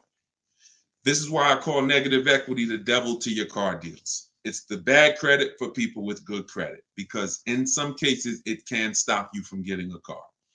So you want to know how you handle it. First option, best option, is for you to get online bids from the people who pay the most for cars. This is not dealerships. This is why we don't trade cars. Some of you, if you were on the last broadcast, or if you've seen some of the other broadcasts, we do not trade cars, because we don't get what our car is worth in the market on trade. Think about it. When have you ever gotten something? Let's just say you got a water and you're trying to trade a water for a pencil. Neither one of those things is getting maximum value. I'm trading a lawnmower for a bicycle. You don't get the most money by trading. What we do is we go to the online buyers who pay the most money for cars. They cut checks same day, very quick process, and we get bids. You're going to go to CarMax.com, Driveway.com, Carvana.com. I told you you're going to be trying to remember some of this so you can watch the replay, or all of this is in my new book. It can be in your inbox in 3 minutes. You got 30 minutes to get it, 75% off in my bios. You're going to go to Driveway, Auto Nation, Sell My Car, Kelly's Blue Book Instant Cash Offer. We do not use KBB.com. They don't make offers. In fact, they waste time most of the time. They're an advertising site. And we go to Car Guru, Sell My Car. Now, what I love, what's really good about this strategy is you have a wide variety of offers. CarMax, Carvana, and Driveway are independent used car buyers that buy and resell used cars. The other 3 I mentioned are going to connect you with a local dealer so that a local dealer can bid. So you're getting 3 bids from dealers, 3 bids from online buyers. It's diversified offers. Now, once you have that, those offers are going to be higher than whoever you end up buying your car from. If you're using this, what I teach, whoever you buy your new car from or your used car, they won the bid, which means they beat everyone else. They agreed to sell their car lower than anyone else. They're not going to win that bid and then turn around and pay you the most and win the bid on buying your old car. You can't burn the candle from both sides. So we separate our transactions. You need to get those offers because that's going to give you your least negative equity position. Whoever went down, if you can pay the difference, that's what you do. Whoever makes that highest offer, if it's $1,000 less than your negative equity, come up with the 1,000, pay it off. That gives you freedom to do your deal totally clean. And that is the best way. Now, if you can't, your second option is to transfer the negative equity, in which case you're now going to bring that car to the dealer who wins the bid to sell you a car, and you're going to see how much they could offer for it. So you get your offers over there, you still do that, and then you're going to have a conversation with the dealer who wins the bid to sell you a car. Again, you can't expect them to match the highest offer. Well, CarMax beat everybody. Driveway beat everybody. They will offer me 28. Does not matter. That car is not going to be worth 28 to them.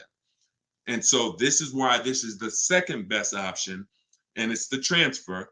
First option is to take the highest bid, cover the difference, move with no negative equity. Because when you transfer negative equity, you need the dealer you're buying the car from to wrap the negative equity into one deal. I see y'all shooting the likes up on TikTok. Thank you so much. Can y'all also, everybody who shares, can you hit that share button, hit that arrow, and tag one of your friends or invite one of your friends over because they need this information just as much as you do. We all need it. So shout out to the sharers, and please inbox me some ideas of something we can do for our sharers. You guys are really what keeps this community growing. I appreciate you all. So that's the two.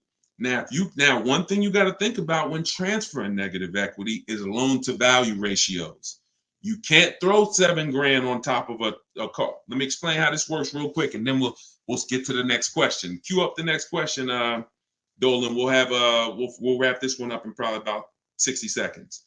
When you buy a $30,000 car, doesn't matter what your credit is, the bank's only going to lend about 20-25% above that car's value, which means this is why you can do no money down deals. No money down deals are not a favor.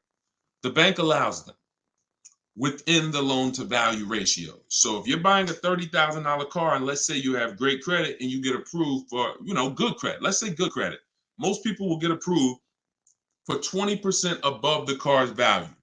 So if it's a $30,000 car, the bank will lend another 20%, $6,000. That means you have to put taxes, fee, anything in there. You have $6,000 above the car's purchase price.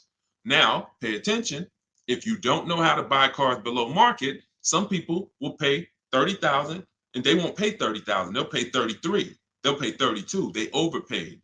It doesn't change the value of the car, which means you have a smaller window. So when you're buying below market, you give yourself the best chance to have the most, amount to build in, but it's still capped.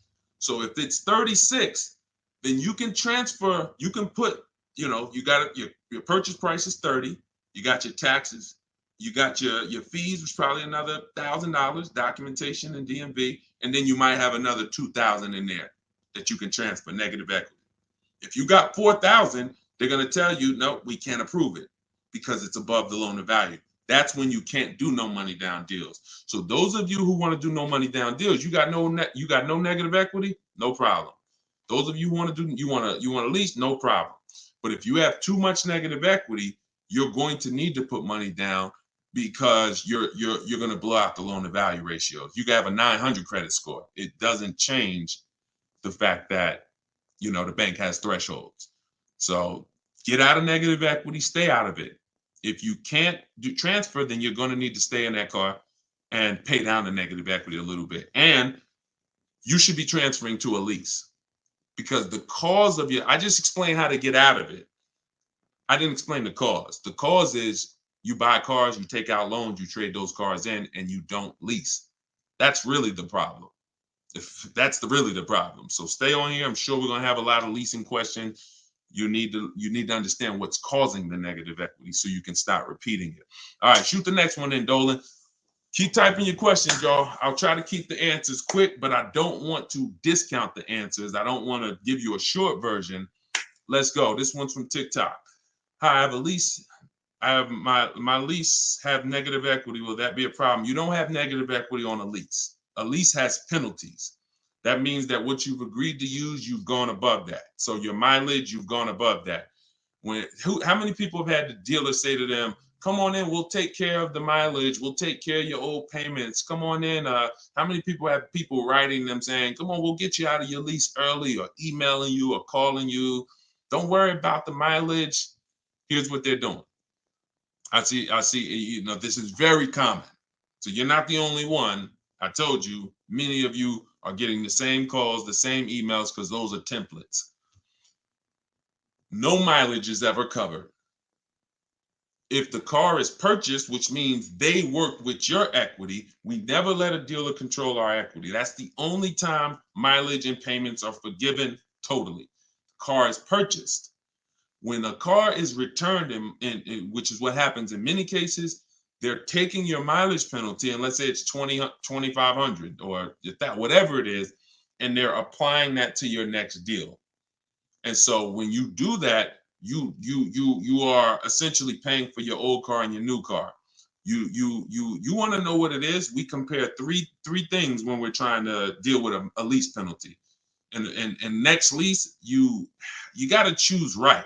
I've had a lot of people that will write me or email me and say, Deshone, I drive 15,000 a year, but I signed up for 10. That's so you're gonna ruin, or at least not even ruin, you're gonna hurt your lease experience to save $40 a month. You could have just got the 15 and paid the additional 40 for the usage and enjoyed, but now you wanted to save the $40 and you didn't get enough mileage. So don't blame the lease. When you hear people say this, oh, I got all these penalties, it's because you didn't customize your lease the way you were supposed to for your lifestyle.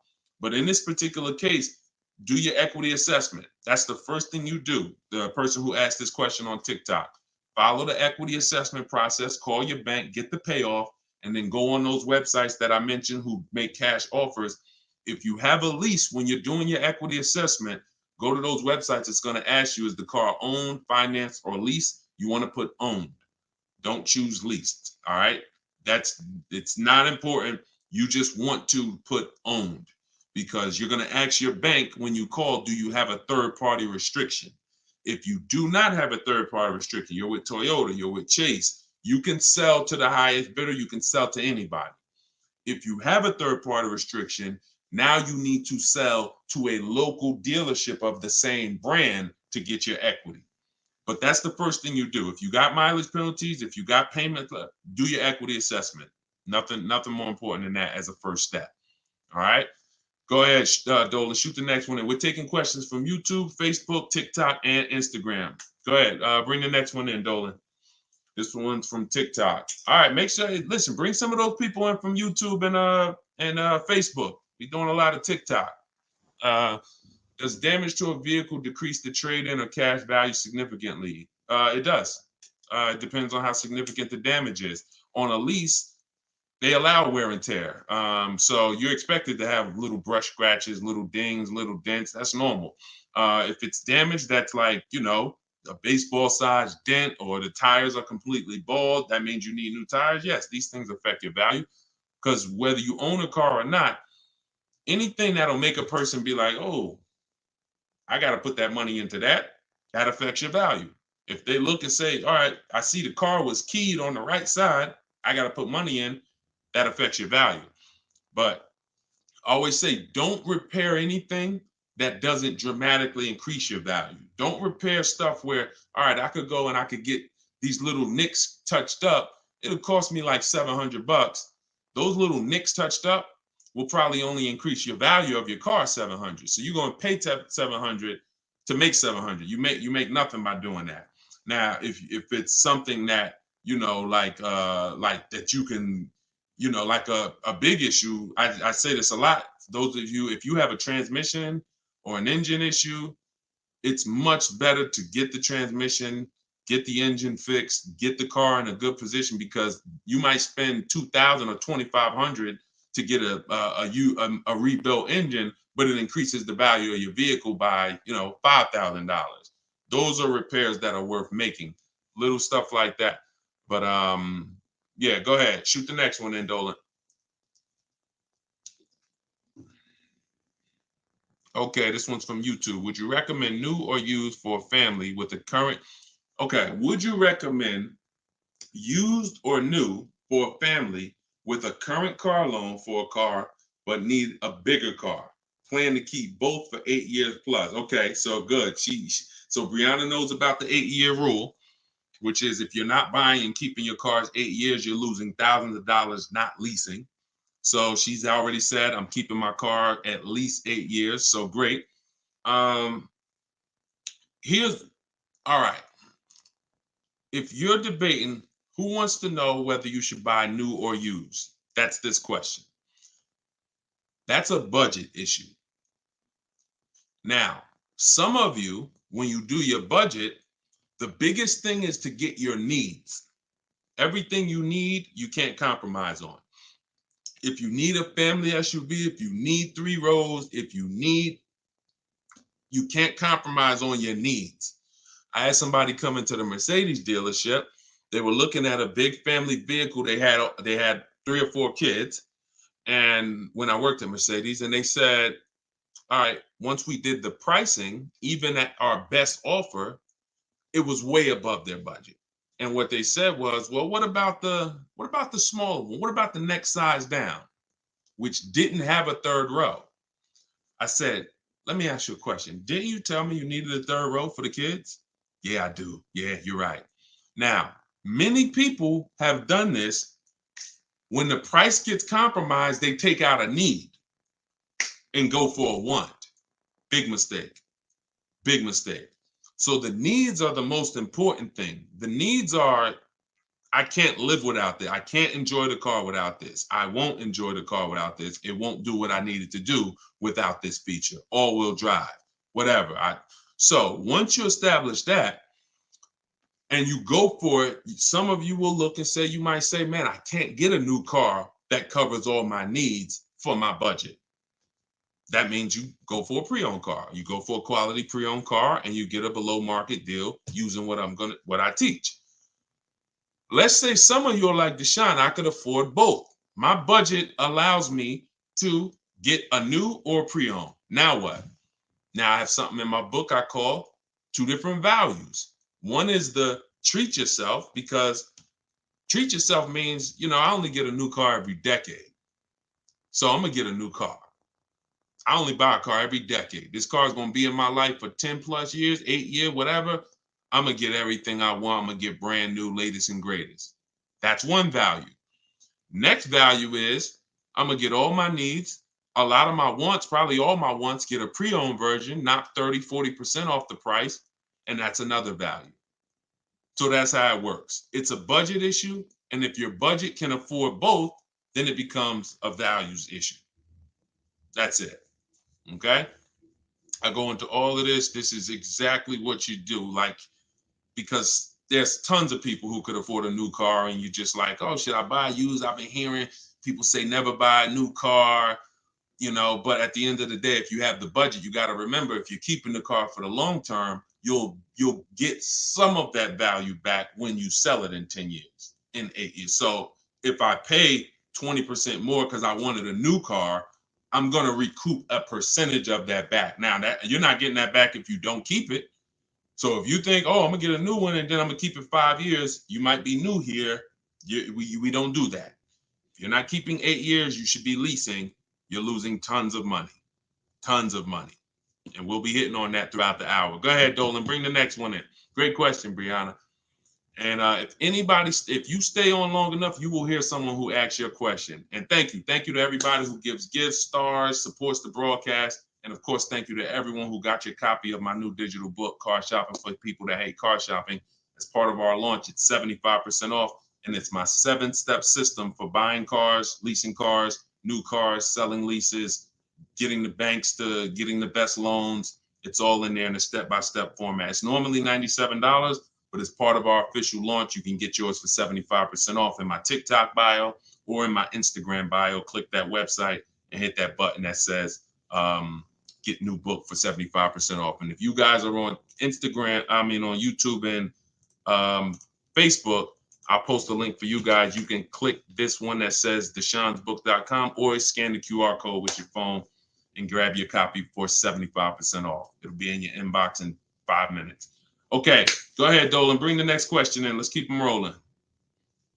Great question so far. This one's from Instagram. What percentage discount off MSRP is a great deal? This depends, and I'm gonna show you why. Let me show you why you can never assume what the bottom of the market is for a car. You will lose all the time. So this is Sean. Sean wrote me the other day. Sean uses my stuff. He gets bids. He wrote me the other day and he said, I'm looking for some advice on this deal. He just wanted to make sure he was doing it right. F-150 Lightning XLT, the MSRP is $73,285. Now, got a $49.90 discount from the dealer who won the bid, and the deal and revealed that there was a $15,500 rebate. Now, all the other offer, what I asked him, because that's over a $20,000 savings on this brand new truck. I said, I haven't seen the other offers yet, but I'm assuming you got at least 5. When we shop for new cars and leases, you use my stuff, you want to save the big money, you must get at least 5 offers because 80% are overpriced. So we get at least 5 offers. And I said, you're saving over 20 grand on this with the discount and the rebates. But the only way to know is to compare to the other offer. How do we know we can't save 25? How do you know the rebate's 15.5? I sold 2 Maybachs when I worked for Mercedes-Benz. They both had $20,000 rebates. How do we know that that's all the rebate money? How do we know they're not holding some back? By having other offers. He said, guess I could have put a little more info on here. Yes, I got about 15 quotes. Go for him. And it sounds to you, if you've been shopping the old way, Sean saying I got 15 quotes using my online system, which is copy and paste in emails, it sounds like, wow, that must have took a lot of time. Probably took him 60 minutes to do it. So, and this is the same stuff I want you doing. I couldn't find anything under MSRP in his area. I ended up expanding my search 150 miles outside my area, and I found this deal. I'm going to another state to pick it up, which is something I never would have considered before coming and working and learning from me. See, he didn't know he was going to save 20 grand off the truck.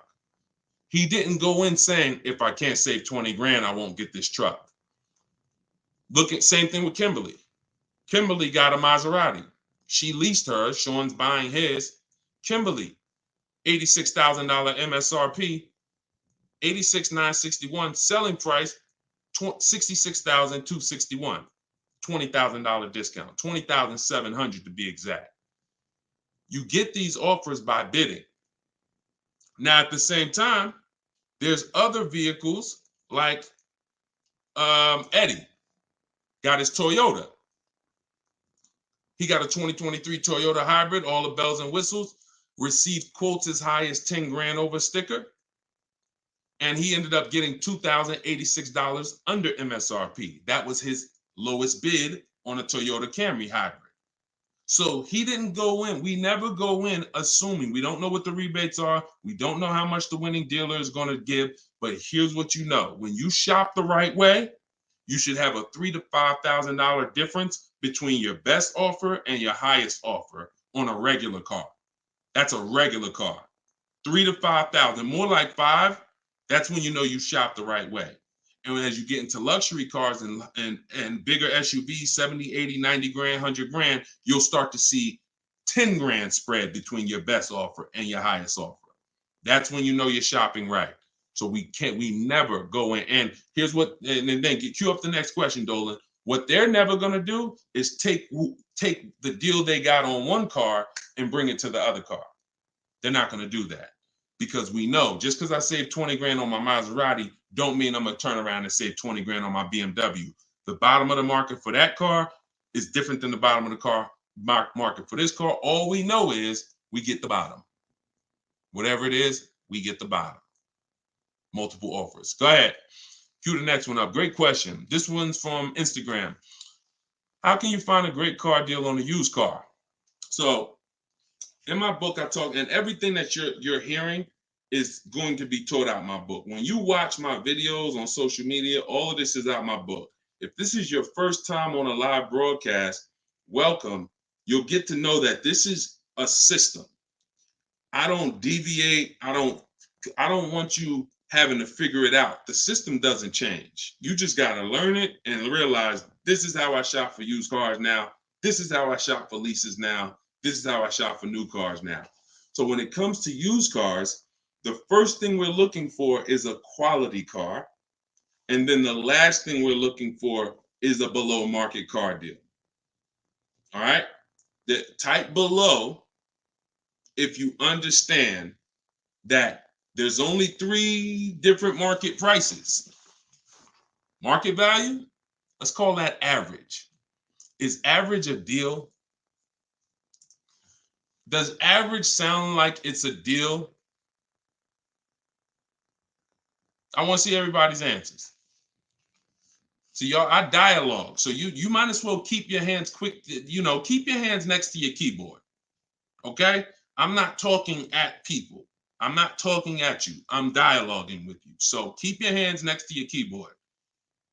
Nothing about market value is a deal. Something that most people are getting, the average price paid, not a deal. Above market, not a deal. That's even worse. The only thing we care about is below market. That's it. So now, our process for looking for a pre-owned car is different than the process of looking for a new car. New car, I call it the 25 to 5. We reach out to 25 dealers online, takes us 20 minutes. We're going to get 5 to 7 offers out of that. Used cars, we use something I call the multiple marketplace strategy. That means when you shop for a used car, who's going to be shopping for a used car either now or in the near future? Type the letter U. This answer's for you guys. If you're going to be shopping for a used car, either now you are or you're going to be shopping for one soon. Okay, so here's how you set this up. You want to look everywhere used cars are online. I compare this to if you were buying something like electronics, like a TV. You wouldn't just walk into a TV store. You would be online. I don't know if there's people that still overpay for TVs, but most people are not going to overpay for a TV. Not now.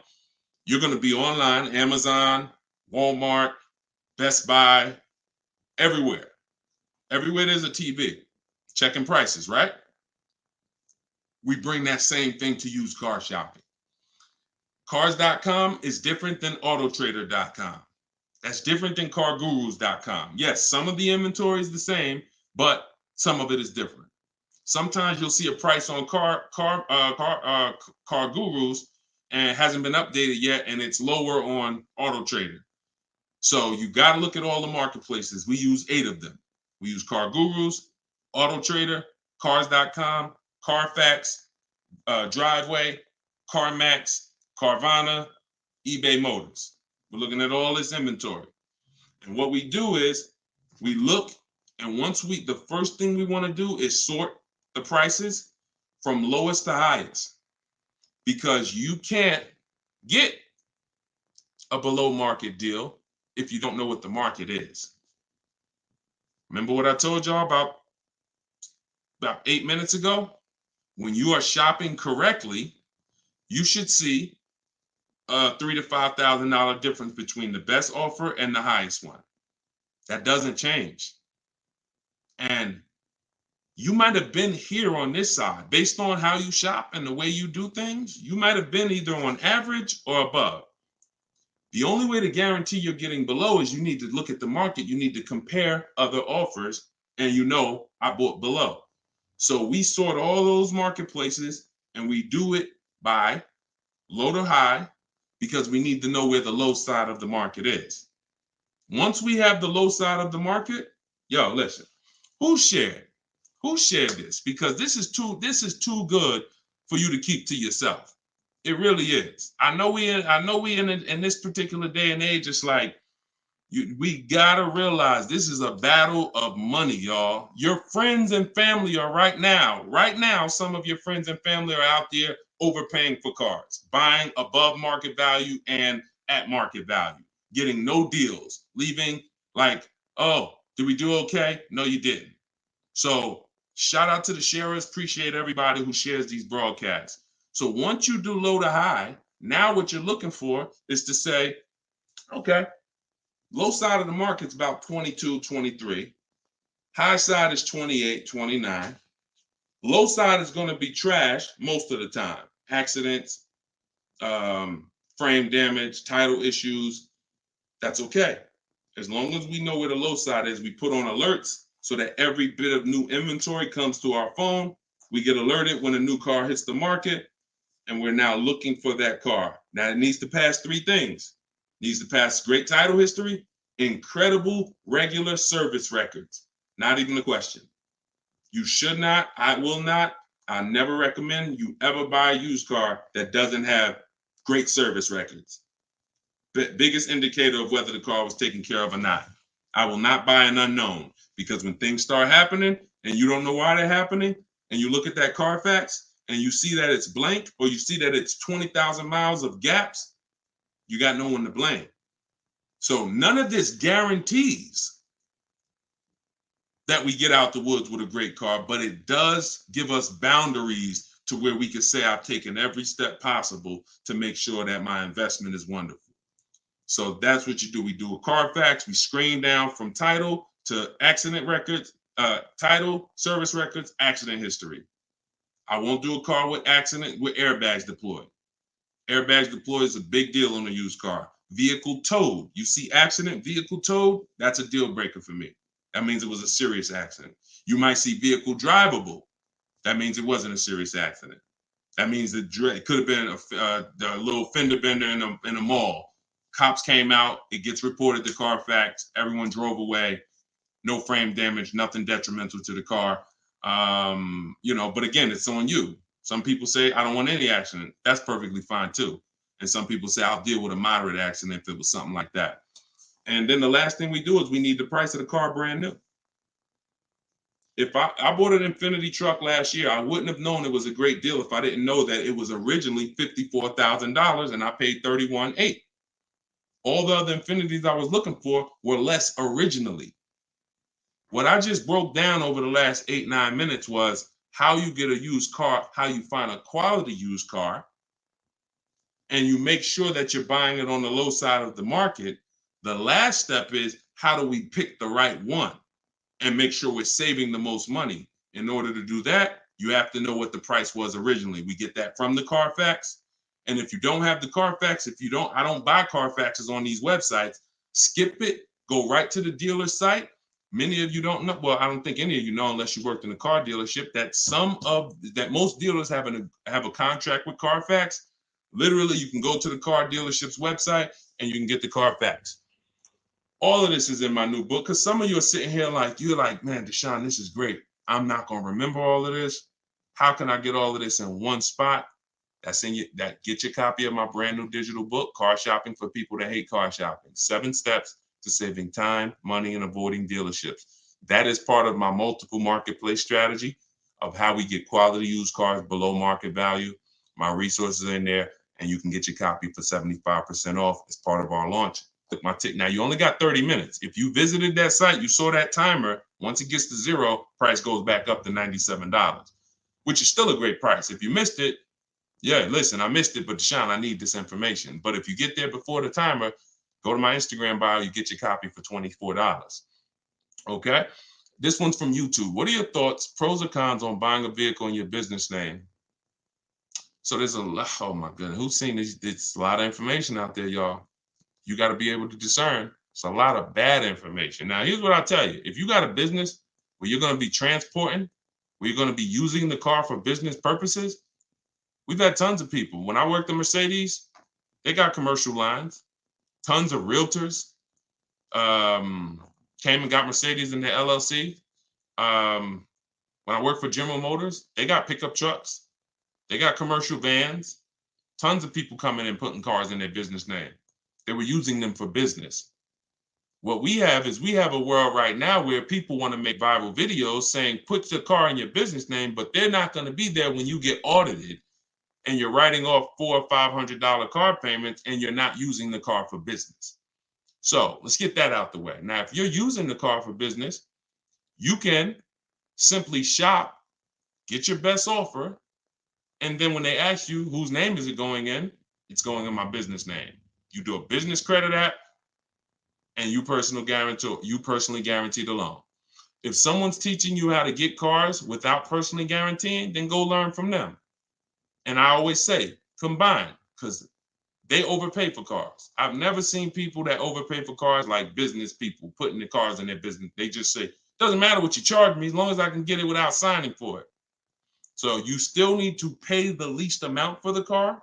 But if they're going to teach you how to get cars in a business name without personally guaranteeing, go and learn. But yeah, that's what I have experienced. That's what I have experienced. It's not better. And you should be talking to a business accountant when it comes to, whether an LLC or C Corp is better for your company. Many people don't have a business. They're just starting an LLC hoping to get a car in the LLC. If you got a real business, then you can pursue this. Call the accountant. What's the best structure? What's going to save me the most in taxes? Make sure they're going to give you the usage. But other than that, and watch these videos you listen to. Watch these videos. Well, they will have you audited and they won't be there. Yeah, but the influencer told me, let me pull up this video for you though. Sir, I'm not interested in seeing that. Can you just show me how much, can you just, show me the proof of what you did with the car this year? Yeah, but he said I could. No one cares. They won't be there. They won't be there. Go ahead, shoot the next one in, Dolan.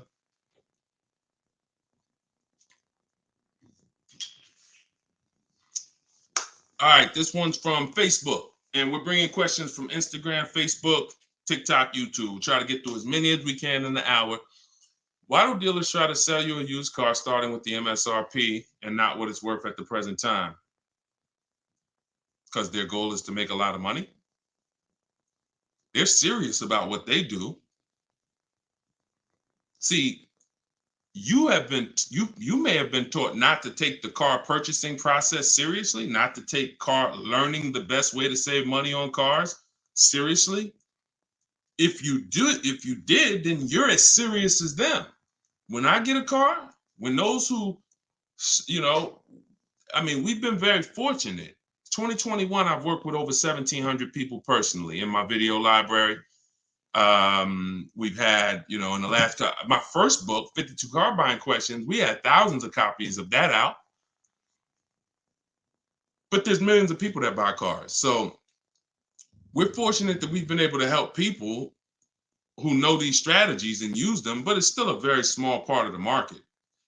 But the people who learn from me, you're just as serious about saving the money as someone is about taking your money. You can't get mad when a wolf bites you. It's your job to come in with the rod and say, okay, no, I'm good, I'm prepared. And if you're going in with old strategies and you're going back and forth with a dealer, it's like dancing with a wolf. Yeah, I think I could dance with this wolf and, avoid him. I'm pretty good. This is a professional person who does this 3-4 times a day. So when you start shopping the way I'm telling you to shop, no one can take advantage of you because you're shopping from home. 90% of your used car deal is done. When I got that Infiniti truck I was telling y'all about, I was in there for 30 minutes. All I did was test drive the car. I shook the person's hand. I said, get it ready. I'll come back. I had my own financing. I said I gave the dealer an opportunity to see if he could beat it. He couldn't. And that was it. I'm not coming in. If you're learning from me, you are never going to talk numbers inside a dealership. And when you say, somebody said, I wish I had a dad for things like this. Look, I'm sorry you don't have a dad, but God sends you who you need. But sometimes, I'm here. I've had tons of women that wrote me and said, man, you know what? My dad used to take me car shopping. He's no longer here. You're my person now. Amen. Amen. You have it now, but are you going to act on it? Are you going to act on it and use it and win?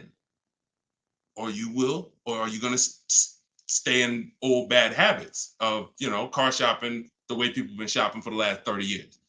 Before there was internet, people was walking in the dealerships going back and forth. Internet came, people walking in dealerships going back and forth. Looking on the website, all right, I think I got anything, let me go in here, go back and forth. No. Internet came out, I found out I didn't have to go into Walmart to get a TV. I didn't have to go into the electronic shop. I sat right here and I use these tools. That's what I'm teaching y'all, the tools that exist right now, so you can sit at home and save thousands of dollars, whether you are a great negotiator or not. Won't matter. Won't matter. All right, go ahead. Shoot the next one up, Dolan. All right, let's go. This one's from Instagram. I keep hearing that used car inventories are rising. How come prices on used cars aren't falling? What I'm seeing in the last couple questions is, for someone who doesn't know how to shop, there's no deals around.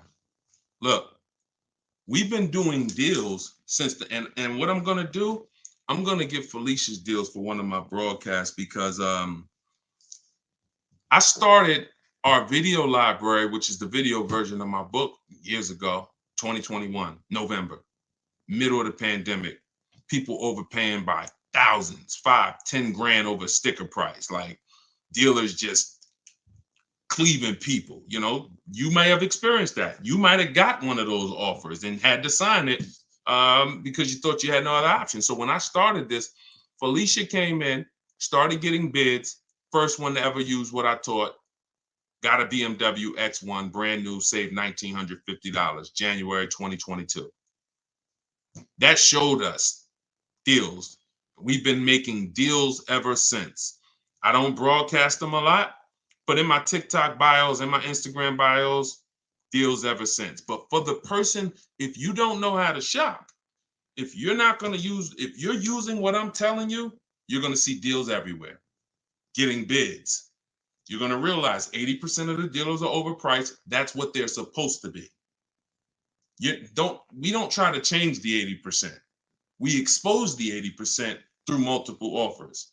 I don't go in and look at I just told you, we talked about below market, average market, above market. We're not trying to turn the people who sell cars above market and market value into the people who sell below market value. We're not. We're identifying below market offers by looking at multiple options. It's my two favorite words. And the more you learn this, when you use this, because this is not hard. This is 60 to 90-minute car deals. What you've been doing of going in and spending days in dealerships, multiple visits. Let me go back. I'm going to talk to them, see if I can get another $50 off a month. All the deals that you're going to see here, look, this is Charles. Nope. Let me show the used car deal because Yankee fan asked about a used car. Look at this. Pierre just got a Mazda CX-5, saved 20% off the original MSRP 2022. Very big thanks to Deshone, educating and empowering me to control the entire purchasing process. You hear how he talk? Sound like me. Empowering me to control the entire car buying process. Use the perfect budget calculator. That's a calculator I invented that actually you get in my book. It's too much in the book for me to mention. It's a digital book, but everything I teach is in there, as well as calculators that I've invented. It says, really helped me figure out what I could realistically afford. And with the true value percentage calculator, true value is how much I'm getting off the original purchase price. We call that TVP, true value percentage. My Infinity truck, it's 3 years pre-owned, 54,500 brand new. I bought it for 31.8. I got 42%, the true value percentage. These are terms that I created because what we do, it's never existed. So you're not going to hear stuff you've heard because literally I created it and we made it real by thousands of people using it. So he said 20% off MSRP. This is Vincent. Vincent got a 3-year-old Lincoln Corsair. He said, I found a deal at 43% off at a dealership. He said, my target was 30 to 35%. So he went in knowing what the new car prices was on the car. He used our system, the multiple marketplace system, found a deal at 43% off original MSRP. That's how you know you got a great deal on a used car. For those of you who are going to be buying used cars, if you don't know the new price, there's no way for you to determine. And that's how some people got in trouble all through the pandemic. You paying $29,000 for cars that were $30,000 brand new. If you knew true value percentage, you would have looked and said, okay, wait, the car's $30,000 brand new. How are you charging 29? You wouldn't even have been there. But because no one has known and they look on websites and it says good deal, great deal, bad deal, and they're using algorithms to tell you that, people went in and they overpaid. Must know true value when it comes to used cars. But there's deals out here. They've been out here, Yankee Fan 201. You just got to change the strategy. If you keep doing what you've been doing, you'll keep getting the same result. And we know that. That's the definition of insanity. Change what you do, change the result you get. All right, go ahead. Shoot the next one in, Dolan. This one's from TikTok. My car got stolen. Insurance is saying they want to fix it, but it's not in good shape. How do I get them to pay out? Your car got stolen. So, okay, so you got it back. Insurance is saying they want to fix it, but it's not in good shape. Isn't that the point of them fixing it? I don't really understand. You might have to add some more to that. It's stolen. It's not going to be in good shape if they damaged it when they stole it. Now you're going to put in a claim.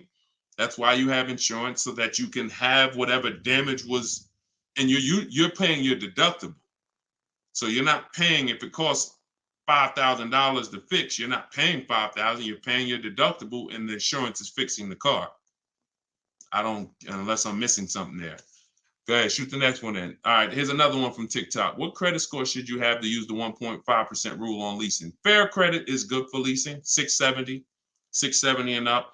If I couldn't qualify for a lease, my only goal would be to qualify for a lease, to get my credit where I could qualify for a lease. It's just too much money at stake. I have a 3-year lease that's finished in June. Is it possible to negotiate on the buyout price? No. I haven't heard of it. I'm not going to say no, but I haven't heard of negotiating on the buyout price. Buyout price is set from the day you lease the car. The bank knows what they're looking to get the car back for, what they're looking to sell it for. So, no, I've never seen a case, but I'm not saying it can't be done. I just have never seen it in my experience. And why would you buy the car? Because here's what I want you to be. Give me 1 second. Send up. We'll do William's question next from Facebook. But to everyone who's heard of something called lease to buy? Type of 1 if you've heard of something called lease to buy. Lease to buy. Or if you've ever done a lease to buy. Okay? All right, I see Mike, I see Ray, I see A. Marie. Okay, Miguel said I never heard of it. Okay, it's a horrible thing in most cases. The only time it makes sense is if you're keeping because here's what you're doing when you're buying your lease. The real question is not, should I buy my lease? The real question is, should I buy a used car or should I lease? You've already had the car for 3 years, leasing it. Now you have an option. The option is I could buy this vehicle. I'm not going to go into detail about how to make sure that's a good price. It's simply just comparing to the price of a comparable used car on the market. But if you buy your lease, you're buying a used car. That's all you're doing. So when you're saying, should I buy my lease? That's not the question. The question is, should I release a car, go shop for another lease, or should I buy a used car? Now, the downside about buying the used car, which is your lease, is you've already had the car for 3 years. Most people, to afford the lease buyout, you need to take another 6-year loan. So if your lease payment was $400 a month, usually when you buy your lease, to have a around about $400 a month payment, you're going to need a 6-year loan on the balance. What is 6 plus 3, everybody? We got some very smart people on here. What's 6 plus 3? Come on, I told y'all, keep your hands by your keyboard. That's it. 9. Good job. Would anybody in here sign up for a 9-year loan on a car? Same car, signing up to pay for that car for 9 years. Look, bunch of no's. Bunch of no's. Never. That is what many people are signing up for. Now, if you keep it, you can possibly, if you keep it for 11 years, you could possibly get some of that back. It's almost impossible. But when you trade in the car and you sign up, you buy your lease, you already paid for 3 years, you sign up for another 6-year loan and you trade it, because most times you get tired of the car. You're like, man, all right, I've been in this car for 5 years. I had people walk in the dealership. This was what they did. Been in the car for 5-6 years. Said, you know what, man? All right, it's time. I find out that they bought the lease out. They still owe a ton of money on it because there's still 3-4 years of payments left. You've been in the car for 5 years and you're like, man, all right, let me go replace it. Hey, you still owe $20,000. You still owe $8,000. Oh, Dad. Buying your lease out is one of the worst things that you can possibly do because it's just agreeing to too many payments on the same car, unless you just plan on keeping the car for 8 years. If you say, rare case, and cue up the next question, Dolan, you can put it up now. It's my last sentence. If you say, Deshone, I leased the car. I just fell in love with that car. I want to keep that thing until the wheels fall off. I'm going to keep it, and I'm going to just have it for the next 10 years. Then buy the car. You fell in love with it and you're like, man, I want this car for the next 10, 12 years, then you can buy the lease. If it ain't that, it's one of the worst things you could possibly do. All right, William from Facebook said, I've been looking at a brand new 2023 Lincoln Aviator. It's been on a lot for months. You already lost me. Let me tell you why. We don't identify one car. If that dealership's at an 80% dealer, there's no way that we could get great deals on it. We don't identify, we don't lock in. Cars are cookie cutter. Cars are cookie cutter. That means whatever that car is, there's several of them around. There's no unique cars. This is an assembly line. Bloop, bloop, thousands coming into the Northeast, going into the Southeast, going into the Midwest, thousands. So when you look at a car, you have to see that like I see it. New car, used car, doesn't matter. There are hundreds of this car out there. And I need to make sure I connect with enough dealers to know, because you said 69,000 has been on there, they're asking, what happened if somebody else has a similar car and it's not selling for them and they're willing to give it for, you don't know what rebate there is in there. You don't know, maybe Lincoln gave them a $5,000 rebate on old Lincoln, and maybe they're not discounting the car that much. Maybe they got a $5,000 rebate and they're only discounting the car $1,600. You don't know. And so that's why we stay at home. New cars, leases, we get multiple offers. You could do it my way, which is in my book. It's called Car Shopping for People That Hate Car Shopping. It's a digital book. Be in your inbox. You can not talk, and you can use my email scripts and templates. We connect with 25 dealers online in 20 minutes. We're going to get 5 to 7 offers. Or you could do it your way, and which is a manual way. It's not even your way. It's a manual way. And you can call several dealers. I would ask for the sales manager, and you try to get 5 quotes. Either way, you need to get at least 5 offers, because you have no idea what the best offer is. You saw it. We talked about this about 20 minutes ago. I showed you how much money Sean saved. I showed you how much money Kimberly saved. They saved 20 grand. If they would have got excited about 10 grand, very important. If they would have looked at an offer and said, Dad, this deal is taking 10 grand off of me. Man, this sounds too good, man. I got to sign this. They never would have got 20. You can't assume what the bottom is for a vehicle. That only comes through multiple offers. Everybody clear? If everybody's clear on that, type clear. If you're clear on that, this is for new cars and leases. The way we shop for new cars and leases is to reach out and get at least 5 offers. Once you do that, because you're never going to see how much money is on the line until you do this. Once you start doing this, I had somebody email me, said, man, Deshone, I just started doing this. I made a couple phone calls. I got $3 grand better than my first offer. I said, see what I'm telling you? See, multiple offers is how we buy everything. All I'm teaching you to do is buy cars the same way you buy everything else, the same way we buy every other product. And if you notice, the way you've been buying cars is not the way you buy anything else. You don't walk into stores and say, hey, come on. You don't do that with anything else. And I'm telling you, you don't have to. They've made you think you do, but you don't have to. You can sit right at home and control your car deal and have multiple people bid for your business. And that's what my entire book is about. Car shopping for people that hate car shopping, 7 steps to saving time, money, and avoiding dealerships. Why do I say avoiding dealerships? Because not only do I want to save money, I don't want to be in the dealership for more than 30 minutes. And I've leased 4 cars in the last 10 years, 3 Infinities and a Jeep. I've bought this Infinity truck. I have not spent more than 30 minutes in a dealership. Not only that, anyone who's learned from me has not spent more than 30 minutes in a dealership. It doesn't take that. So I don't want you to be like, yeah, Deshone, I used your stuff and I was in the dealer for about 3 hours. No, you didn't. No, you didn't. You didn't use my stuff. When you use my stuff, you're in and out of there in 30 minutes, tops. All right, so you can get your copy for 75% off as part of our book launch. In my TikTok bio, there's a website there.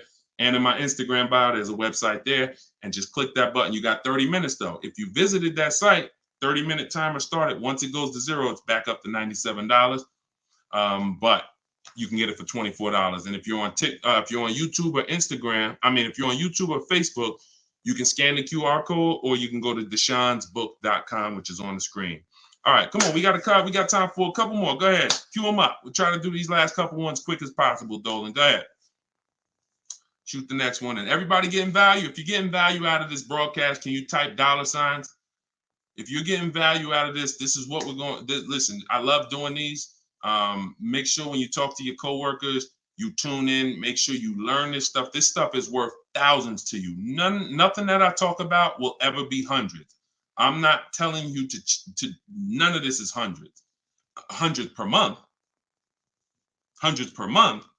But all right, this is from TikTok. How do I negotiate purchasing additional mileage after the lease agreement? Typically, they have a structure for that. If you're going to purchase additional mileage, you can call a leasing company. I know as long as, like I think I remember BMW and Mercedes, they used to let you do it as long as you weren't within like the last 3 or 6 months, and they just charge you for the mileage. I think they charge you, 15, whatever it is. It's a set thing. You're not negotiating it. You're just calling to add more mileage. Yeah. Go ahead. Next one. Listen, I'm gonna knock out as many of these as possible in the last couple minutes. Go ahead. YouTube. This one, bro, says his book is 75% off every time I see this live streaming. Each time I go his website, the book is $100, no discount. Even when he claims to resend the code, it's $100. Sketch. It's your fault. You missed it. That's an introductory offer. You missed it. It's not there anymore for you. Next question. And unfortunately for you, you're going to not pay $97 and you're going to overpay for cars because I can just tell by the way you talk. Send me your car deal. Remember him. Send me your car deal. Next car deal you make, send me the paperwork. I love to talk about it on the show. Be a learning experience for everybody. YouTube, got the book. I'm looking for a 3-year-old pre-owned car. Should I be looking for a 2021 or 2022 if I'm looking to buy this year? So when it comes to newer used cars, you don't typically see them. I'm gonna tell you why. there's only two ways dealers get used cars. Somebody trades them in, or they come off lease. Average lease is going to be 3 years. So you're not going to see many 2-year-old cars because not many people buy their car and go trade them in 2 years. Not if they're financially wise. You don't want to do that. So you typically have a harder time finding a 2-year-old pre-owned car than you do a 3-year-old pre-owned car. Now, in the case of I would still look. I'd look at a 2-year-old, see what you got, and if you can find something that is within the budget, 2 years old, then I would do that. I don't go older until I see that I can't find anything in the budget, and then I'll go older by 1 year, or I might include and start out looking at 12,000 per year average miles driven. You don't want to start expanding mileage or expanding going back older in years unless you have to. And each time you go back, you should see more inventory. You can start for the 2022. And another thing, one thing before you go to the next one, Dolan, I don't recommend looking at 1-year-old pre-owned cars. I'm gonna tell you why. Or even 2-year-old pre-owned cars before you see what the price on a new one is. Because you don't know how much, and I've had Julie is a perfect example. Let me see if I have her. I don't think I have her stuff here. I don't. Wait. Hold on. Let me see if I can tell you about Julie, because Julie asked me, she said, do you think I should buy a new car? She was looking for a 1 or 2-year-old used car. I said, Julie, she said, how much should I be saving? Now remember, we don't know how much a great deal is until we have comparison offers. Thanks, Big and Brown. Enjoy it. Use the book. Enjoy it. Said I bought the book. Shout out to everybody who bought the book. If you bought the book, type I don't know. Just shout out to everybody who bought the book. Use it. Use it and win. She said, and I told her, I said, look, if you don't have a lot of used cars out there, which you won't if it's 2 years old, you don't have enough offers to be able to compare. I said, shop for a new one. Use the offer. You have no idea what the new market is. And so if I could save big money on a new one, then that tells me how much I need to save on the second one, on a 1-year-old one, on a 2-year-old one. Now, if the discounts on the new one are not big, then maybe, I'm not, because she's like, okay, it looks like with a used one, I'm saving like $8,000 off the new price if I get 1 year old. I said, shop for a new one.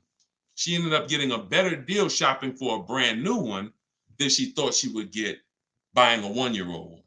So whenever you're buying something that's relatively new, 1 or 2 years old, I always tell you, shop for a new one first. You never know. It could be tons of rebates. You could end up like, there's people buying that same Maserati or that same vehicle that Sean got, or the same Maserati that Kimberly got. We showed their deals earlier. If they don't know that you could save 20 grand off a new one, how much do you think they're expecting to save off a 1-year-old one? Not much.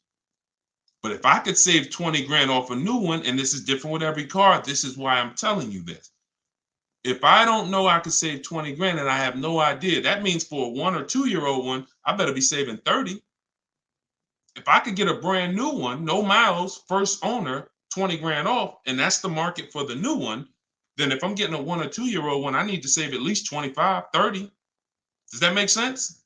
Type makes sense if y'all are getting that. This is only for the people who are like, Deshone, I'm thinking about buying a 1 or 2-year-old used car. I don't want one that's too old. You need to shop the new market first. Now, once you shop the new market, then you can shop the pre-owned market, but you'll have something to compare it to. Got to know what you can get a new one for, or you'll overspend for that 1 or 2-year-old one. All right. Preston said, got the book. We already read that. All right. Let's go throw another one in. Go ahead. Throw another one in. Let's go. TikTok. How do I negotiate purchasing a deal? All right. We already did that one. All right. I think, okay, another one. TikTok. I'm going to look at new Audis this weekend. Plan on paying cash. What kind of things should I ask? How long are you keeping the car? How many years are you keeping the car, Miley MK? Miley MK said, I'm going to look at new Audis this weekend. Plan on paying cash. What kind of things should I ask? How many years you keeping the car? We never talk numbers in the dealership. Remember that? You're there to decide if you even want the vehicle. That's what we're there for. See, I have something in step 4 of my book. You'll hear me talk about this. It's called shopping, not buying. We don't buy, and I don't even think he's on here because he's not answering. But for those of you who have a similar question, let's break this down. When you go in to look at a car, if it's a new car or a lease, you're there to test drive, and that's it. That's all you're there for. We're never going to talk numbers. We are never going to talk numbers in the dealership. Our deal is made from home. New cars, we make our deal through getting bids. We accept the bid from home. Many of you, you're going to have your new car delivered, which means 100% of your transaction will be done from home. Sometimes the dealer that wins the bid, they don't deliver. And so you're going to go pick it up. 95% of your transactions done from home. Buying a used car, you're using those marketplace strategies that we talk about. That's in my book and that I went into detail with. And then you're finding your best deal. You're verifying fees. You're doing all of that from home. By the time you get to the dealership, the only thing you're doing is test driving the car and you're locking the deal up. Deal is done from home. We are not going into dealers looking for a deal, to make a deal. Our leverage is at home. That's where we can talk to multiple dealers. That's when we can get multiple options. You have no leverage inside a dealership. You're going to get emotional. Some of you are, and you're going to be like, oh, and you make a mistake, you overpay, and you can't compare. So we are only there to test drive. That's what you're there for. Go drive the car, see if you like the car. If you do, get a card, come home, get offers from home. That's it. And when you do this, you'll start enjoying the process. See, sometimes people say to their children, hey, y'all, hey guys, I got some exciting news. This weekend, you know what we're gonna do? What, Daddy? We're gonna go out and we're gonna look at cars. You know, we need a new car, and we're gonna go, and I got 3 cars. We're gonna go and we're gonna test drive this one. I want y'all to see in it, make sure y'all feel good in it, and then we're gonna go drive this one, then we're gonna go drive this one, and then we'll come home, we'll talk about it. Oh, that sounds like fun. Oh, that's great. That's great. Now you go there, you're test driving, sticking to the plan until Dad gets looped in. Hey, you know, we got incredible deals today. You know, today is our big sale for the month. Oh, really? What kind of sale? Well, the owner said, you know, we're way behind our goals. So he basically told us this morning, anybody who comes in today, like, we're not turning away any reasonable offer. Oh, wow. Okay. You know, I was planning on going to look for some other cars. Is this something that'll be here like after the weekend? Actually, the owner said it was only today. In fact, he said we was going to sell 10 cars. We already sold 7. So, you know, once we hit 10, he's not going to be as aggressive anymore. Oh, man. Okay, son. Now your kids are sitting over there. They're by the door. Dad, remember we were going to see the next car. Wait, hold on 1 second. But, you know, what type of deals you think we could get? 2 hours, 3 hours later. Taking the car home, not going to get your best price. You got sucked in. That'll never work for you that'll never work on you if you just follow. And some of you're quiet. And some of you quiet because you're like, dang, Deshone, that was me. That's how I did my last car. With better strategies, you get better results. What I want you to understand is that the old way you've been taught to shop, I want you to completely unlearn that. Scrap it, throw it out the window. There's no guesswork when you're using what I'm telling you. It's going to be a much better experience. You're going to save much more money, and you're going to have price assurance. You're not going to leave with your car. Look, Ray said that was me, my last 3 leases. So that's called discounting the purchase price. That's called discounting your shopping experience. You're about to make a $20,000, $50,000, $100,000 transaction, some of you. You should not be discounting your shopping experience. Shopping is deciding what you want. That's your test drive. That's looking at options. That's, but we're in and out for 20, 25 minutes and we enjoy it. We do not let anybody talk numbers over at a dealership. If you stick to that rule, you'll enjoy it. They'll be trying to catch you. You'll be dodging them like Floyd Mayweather. Say what you want to say about Floyd, man. He can dodge and dance. They'll be like, man, can you just sit down? No, I mean, can I get you 5 minutes? 5 minutes. No, actually, I'm in the car already. Honey, start the car. Hey, but I appreciate your service. Hey, can I get your car? Because if we do like this, we'll reach out to you. So we'll reach out to you and give you a shot. Okay, you sure, man? We got great deals. Just no problem. Don't believe the games, y'all. So unlearn it. All of this is in my book. I want you to use this process. It's normally $97, but it's part of our new release. It's 75% off. It'll be in your inbox. That's part of my multiple marketplace strategy. This is when you're in control. This is when no one can force you. You don't have anything to think about because you're not talking. Everything's done by email. So you can have my book, your copy, in your inbox, in my TikTok bio, in my Instagram bio, 75% off for 30 minutes. Get your copy for $24 and use this stuff. All right, Jack said, I got the book. Wonderful. Good, good. Does the book give you a one-on-one phone call with you too for $24? Absolutely not. And I don't do one-on-one phone calls with anybody. No disrespect. I've been blessed. I can help thousands of people. That's what I do. I help lots of people at once. Your situation is not unique. As much as you think it's unique, there's hundreds of people, many on this particular broadcast, that are in the same situation as you. So being that there's no unique situations, there's no reason for one-on-ones. All you got to do is just use the process, trust my process, and get offers. And last thing before we leave, this isn't building a rocket ship. Getting multiple offers is something that is not hard to do. You just haven't been in the habit of doing it. This isn't something you guys say, oh, I hope this works. You're not doing an experiment here. You're getting multiple offers from lots of dealerships and you're seeing lots of options and you're picking the best one. I'm just giving you a system to do that in 45 minutes. See what I'm saying? So this isn't like, oh, okay, all right, I hope I don't fail a test. I'm going to school and then I got to learn this stuff and then I got to take a test and I hope I don't fail. No, this is literally multiple offers. And once you realize the simplicity of it, you'll be like, Dad, how wasn't I shopping like this before? That's how it is. All right, so grab your copy. Shout out to everybody who shared. Shout out to everybody who jumped on the broadcast. Use it. I'll see y'all in the next one. A lot of good questions today. Have fun today. I'll see y'all next time.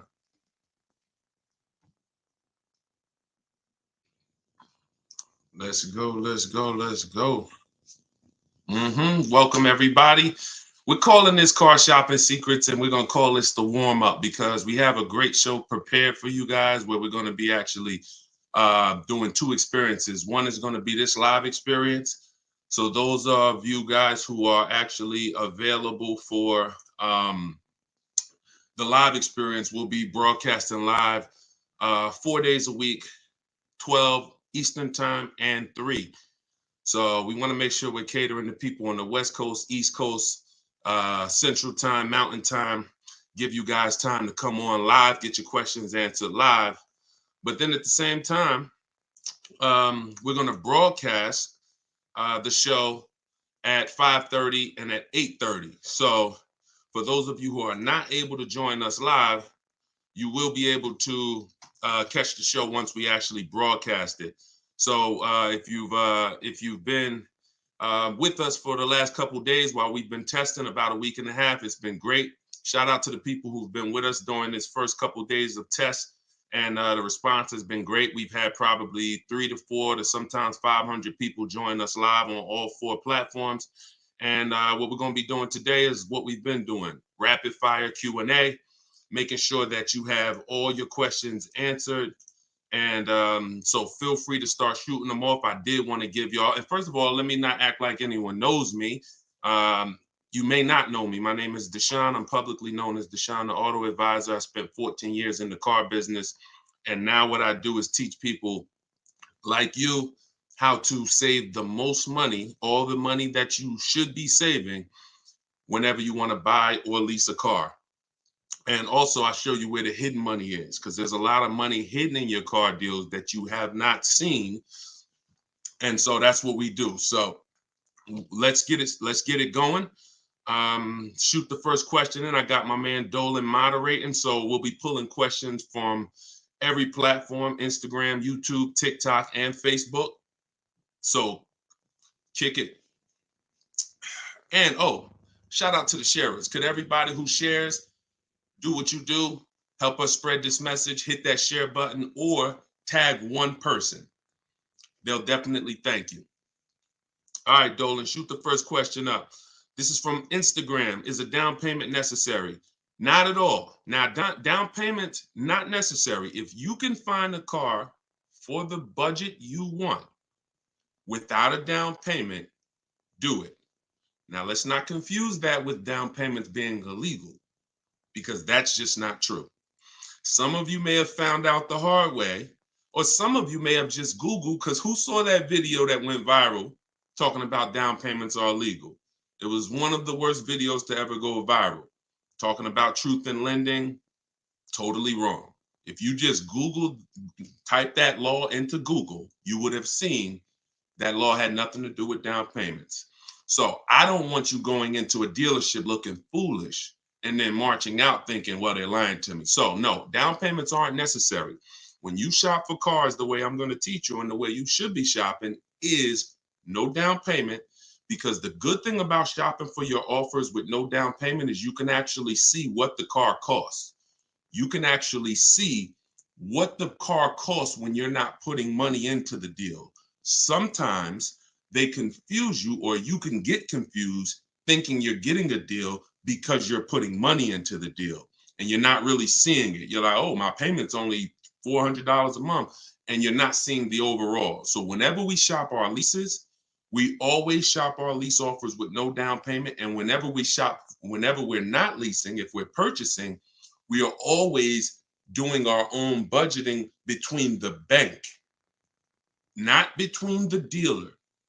The dealer's job is to win the bid and sell us this car because they beat all their competition.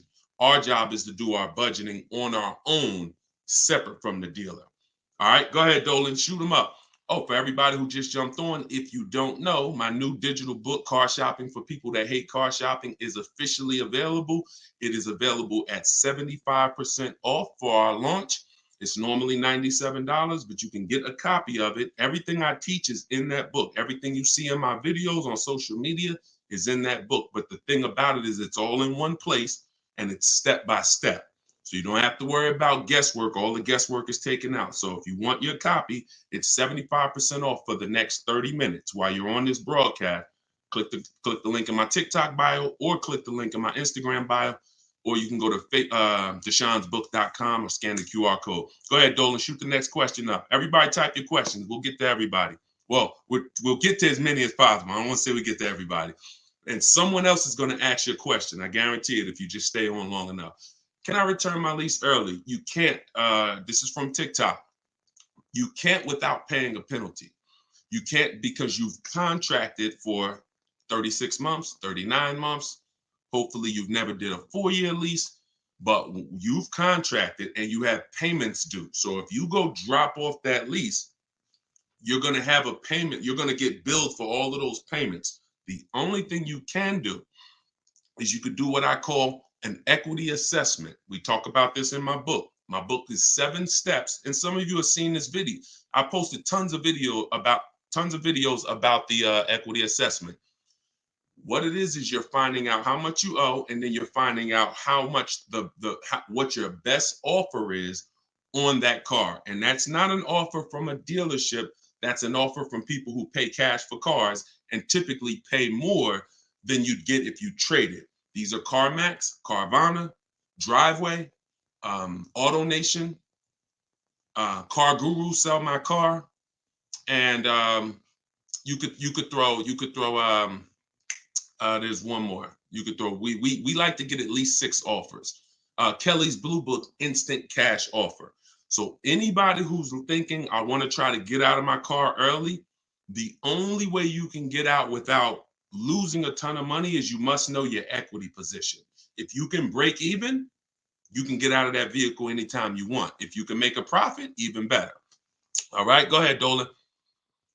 This is from Instagram. Hi, I don't have a trade-in and I'm a cash buyer. I want to buy, not lease. What's the best strategy to get a good deal? Okay, so you're gonna skip from step one, step two. All right, so let's determine what your budget is.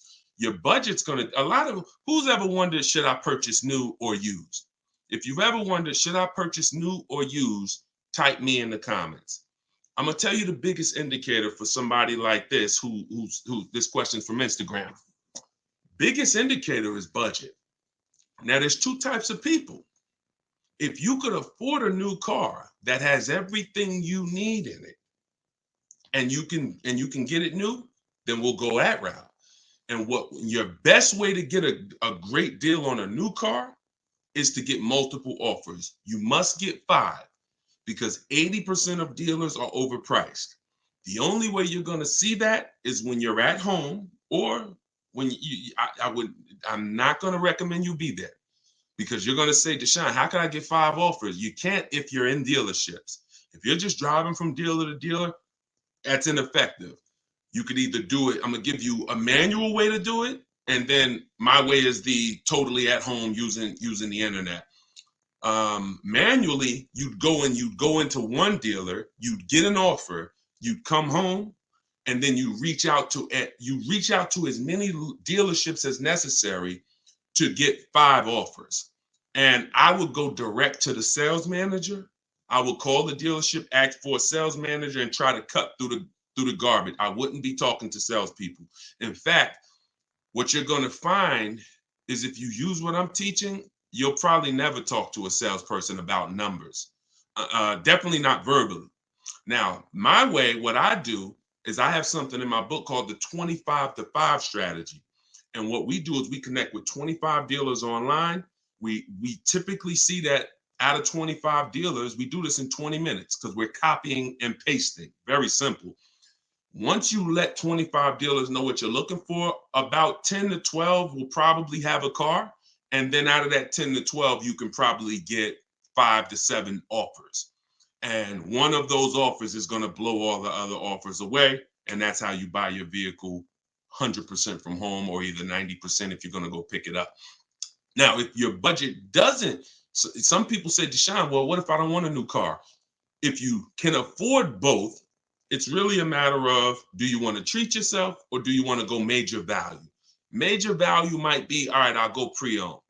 Now, if you can't afford new because you're paying cash, you can't get everything you want in a new car. Paying cash, you got to go pre-owned it. And in which case, you're going to the marketplaces and you're going to find your car there. We have 3 things we use to narrow down. Anybody who's shopping for a used car, type you in the comments. 3 things you want to remember in the narrowing down process. First thing is title history. Second thing is service records. Third thing is accident history. That's how you narrow down from a bunch of cars to your top 3 to 5. And once you get that top 3 to 5, you need to get the window sticker. I teach a secret strategy that only people who learn from me know, where if we can't get the Carfax on the marketplace, we go to the dealer's website to get the Carfax, because we want to see what that vehicle, we want to get that Carfax. We can't use auto check because unfortunately auto check doesn't show the service records. So that's the 3-step narrowing down process. Once we narrow it down to our top choices, then we're going to get the window sticker to see what the original price was. And then we make sure there's no bogus fees. So all in all, it's a 5-step process to narrowing down and getting our best used car in the market. Because the name of the game, who knows, when it comes to market value, what are we concerned about? Who knows? If you've been on the broadcast, when it comes to market value, what is always our goal? Whether we're buying, leasing, whether we're buying new, buying used, what is our goal when it comes to market value? See if anybody knows. Let's see. I give people some time. I'll give you 5 seconds and then I'm going to tell everybody. Let me see. Okay. Below market value. So I never want, you got it, Kim, very close, under market value. That's it. So I don't ever want you to think about or have these conversations with people when we're talking about market value. That's not interesting to us. What's interesting to us is making sure we're buying below market. Okay, that's the only thing. Okay, go ahead, Dolan, shoot the next question. For everybody who just jumped on, could you please tag one person. If you're in the sharing, if you're in the financial literacy, appreciate you. They will thank you. And they'll also be mad at you if they find out that you've been listening to me, using this stuff, saving all this money, and you didn't tell them. You don't want that. So tag one person. All right, this is from TikTok. What do you think about buying from Tesla? Tesla takes the negotiation out of it for the price of the car. If you do you always, before you think about buying any car, y'all realize there's some bad cars out there. You need to make sure that you're doing your initial quality check. We go to Google, we type in the year, the make, the model, initial quality. We scan that first page. Initial quality is the first 90 days of the vehicle's life. If there's any problems, if owners are complaining, if the data is showing that it's a bad car, there's electrical problems, you'll typically see it there. Then we want to check reliability. That's the first 3 years. So anybody who's buying or leasing a new car, you need to be checking initial quality and reliability. Initial quality is the first 90 days. Reliability is the first 3 years. Now, if you're going to buy a Tesla for the long term, you're going to type in longevity. Type in year, make, model, longevity. And you need to make sure that's it. Once you find out it's a good car, then it's a matter, there's no negotiation with Tesla, but you still need to make sure you're getting bids for your loan. Very important. We want multiple people. Some of you were on with us on the last show. We talked about the bank bidding war. You need to have multiple banks and credit unions bidding for your interest rate. We don't choose one. Everyone who we do business with must win the bid. Now, and that's how we guarantee we get below market everything. I don't just want a below market purchase. I want below market interest. If everyone's paying 5%, I want the lowest interest rate available. And the only way I'm going to get that is to have multiple banks and credit unions bid for my business. All right, go ahead, Dolan, shoot it through.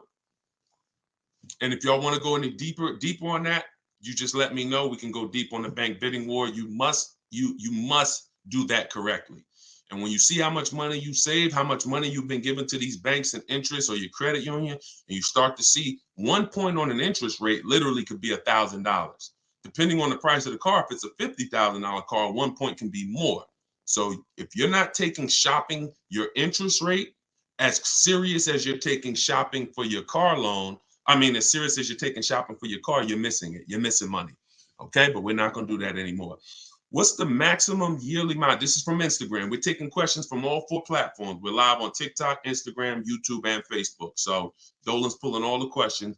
What's the maximum yearly mileage where leasing is appropriate? I'd say 30,000. I'd say 30,000. But I teach 2 strategies for short-term high mileage driver. If you drive more than 18,000 miles a year, I want you to type HM. HM. See, we're talking to tons of different people. Everything we teach is custom. Everything I'm going to teach you is going to be for you. There's no point in learning from somebody who's trying to teach a regular driver and you a high mileage driver. Most of what they're learning is not going to work for you, and you're going to be frustrated when you try it and it doesn't work. So let's talk specifically for a second. Somebody asked, all the high mileage drivers, you need to first determine, my book goes over 7 steps. My whole process is 7 steps. Step 1 is to ask yourself, how many years am I going to keep the car? That's going to show you whether you should purchase or lease. Because if you're not keeping the car long enough to outlive and let the depreciation cool off, you're losing thousands of dollars in depreciation. Now, step 7 is delivery. So by the time you get to step 7, you're picking up your car.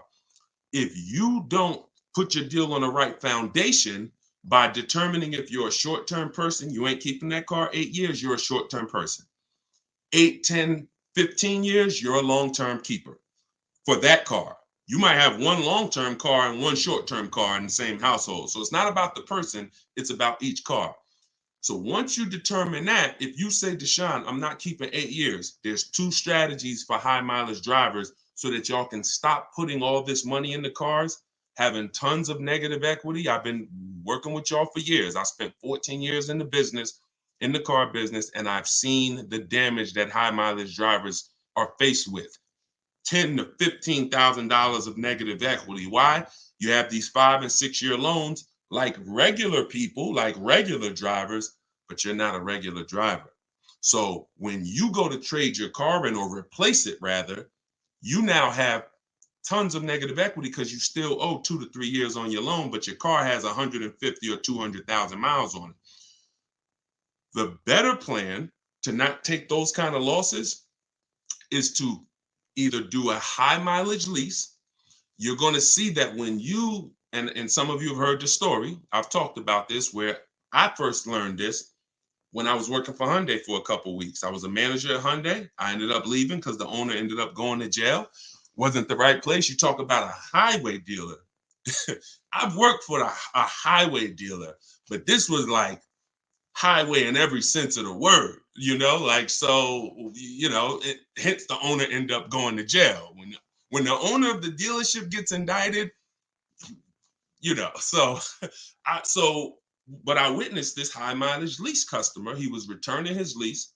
Prior to that, I didn't even understand high mileage leases. So he was dropping off his car, almost 75,000 miles. He said, listen, Deshone, I've been doing this for years. I'm like, this is amazing to me.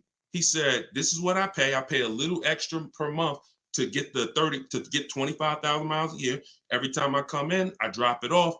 And I was like, wow, I got to tell everybody I know about this because it was way less money invested than had he purchased that Hyundai and just took a loan on it, or even paid cash and just depreciated the heck out of it and brought it back with 75,000. So you could do a high mileage lease. That's one strategy I teach. But you need to shop for your lease with standard. No matter what you shop for, I don't care if you're driving 15, 18, 10,000 miles per year, 25,000 miles per year, you always shop with 12. Because when you shop your offers with 12, you can now judge the offers. Your goal is to find the dealer that's going to win the bid.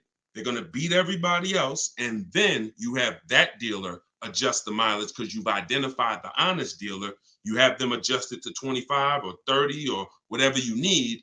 And then you make your choice. I've had tons of people who switched this model. And what it allowed them to do is actually see how much their car was costing. You don't know how much you're losing until you do this. When you do this and you're like, wow, I only pay this. It's powerful to know how much money is coming out of your bank account every year or every 3 years for your car. High mileage lease is one option. Now here's the second option. Second option is for people who are like Deshone. I kind of want to have a nice car though. I don't want to necessarily, some people say, Deshone, I put tons of mileage on my car and I want to get me something nice now. What should I do? This is the second strategy. This is also in my book. I call this 2 cars, 1 payment. What we're going to do is we're going to use one car, or we're going to use the car we own. That's going to be our mileage car. So we're not going to go lease. We're going to buy a car or keep our car, pay it off. And then as soon as that car is paid off, we're going to go lease our nice car. And we're going to split the mileage between the two. So I might do 15,000 a year on my mileage car, and I might do a lease for 12,000 and keep my payment manageable. So I got 1 payment, but I could drive as much as I want. I do my nice car a couple days a week. I'll do my mileage car a couple days a week. I got 1 payment, keeping a lot of money in my household, no negative equity ever. Both of those plans for the short-term high mileage driver are absolutely wonderful. You just choose which one you work. Okay. That's what we do. Now, this is everything I teach y'all is in my book, Car Shopping for People That Hate Car Shopping. It's a digital book, so it could be in your inbox in literally minutes. It's 75% off while we're on the broadcast for the next 30 minutes. Just click the link in my TikTok bio, click the link in my Instagram bio, or go to deshonesbook.com and get your 75% off. Use this. Now, there's no hidden info in there that you won't see in my hundreds of social media videos. But the thing about it is some of you don't want to, you see, it's all in there. You don't want to be looking at high mileage videos and leasing videos and used car videos trying to find what's for you. If you could do that, go do it. It's all there. If you want it all in one spot, step by step, then grab your copy at 75% off. Go ahead, Dola, shoot the next question in. All right. How do you get the banks to bid? Are you telling banks you're shopping around? You can. It's not usually going to change their terms because banks usually have a specific rate term they're going to do. Now, what you do is we're talking about the bank bidding war. Could y'all keep shooting the lights up on TikTok? I appreciate y'all. I see y'all. And thanks to all the sharers. I appreciate everybody who's sharing this. So you are not letting anyone run your credit until after you have agreed to purchase. This is very important. No one needs your credit. They might make you think they do. And if you give them your credit, if you put your social security number on anything, because some of you have to own this, you don't want to. I've had people that DM me and said, Deshone, they ran my credit. No one can run your credit without your permission. You must give them your social security number in order to do it. So you don't give them any of that until you have agreed to purchase something. So once you've agreed, which means somebody has won the bid, you've seen all the offers. If you're shopping for a used car, you've seen all the options. Now you are locking up your deal. I'll take it. Now what you're going to do is take that purchase agreement. You're going to go home and you are going to call your bank or your credit union. You're going to go on online auto loan banks. There's Community Credit Union. There's Lightstream. You're going to let everybody get a shot at this because there's something called the rate window where the credit bureaus allow you up to 45 days. Now, if you do it this way, it'll only take you 2 days, maybe even 1. Here's what you're doing. An unlimited amount of lenders can access your credit with a hard pull within that window. When the window closes, it will only weigh on your credit as one hard inquiry. You will see the inquiries, but in terms of the effects on your score, it will only weigh as one hard inquiry. So that's what you want. And after you get those bits, somebody's going to win that. This is round 2.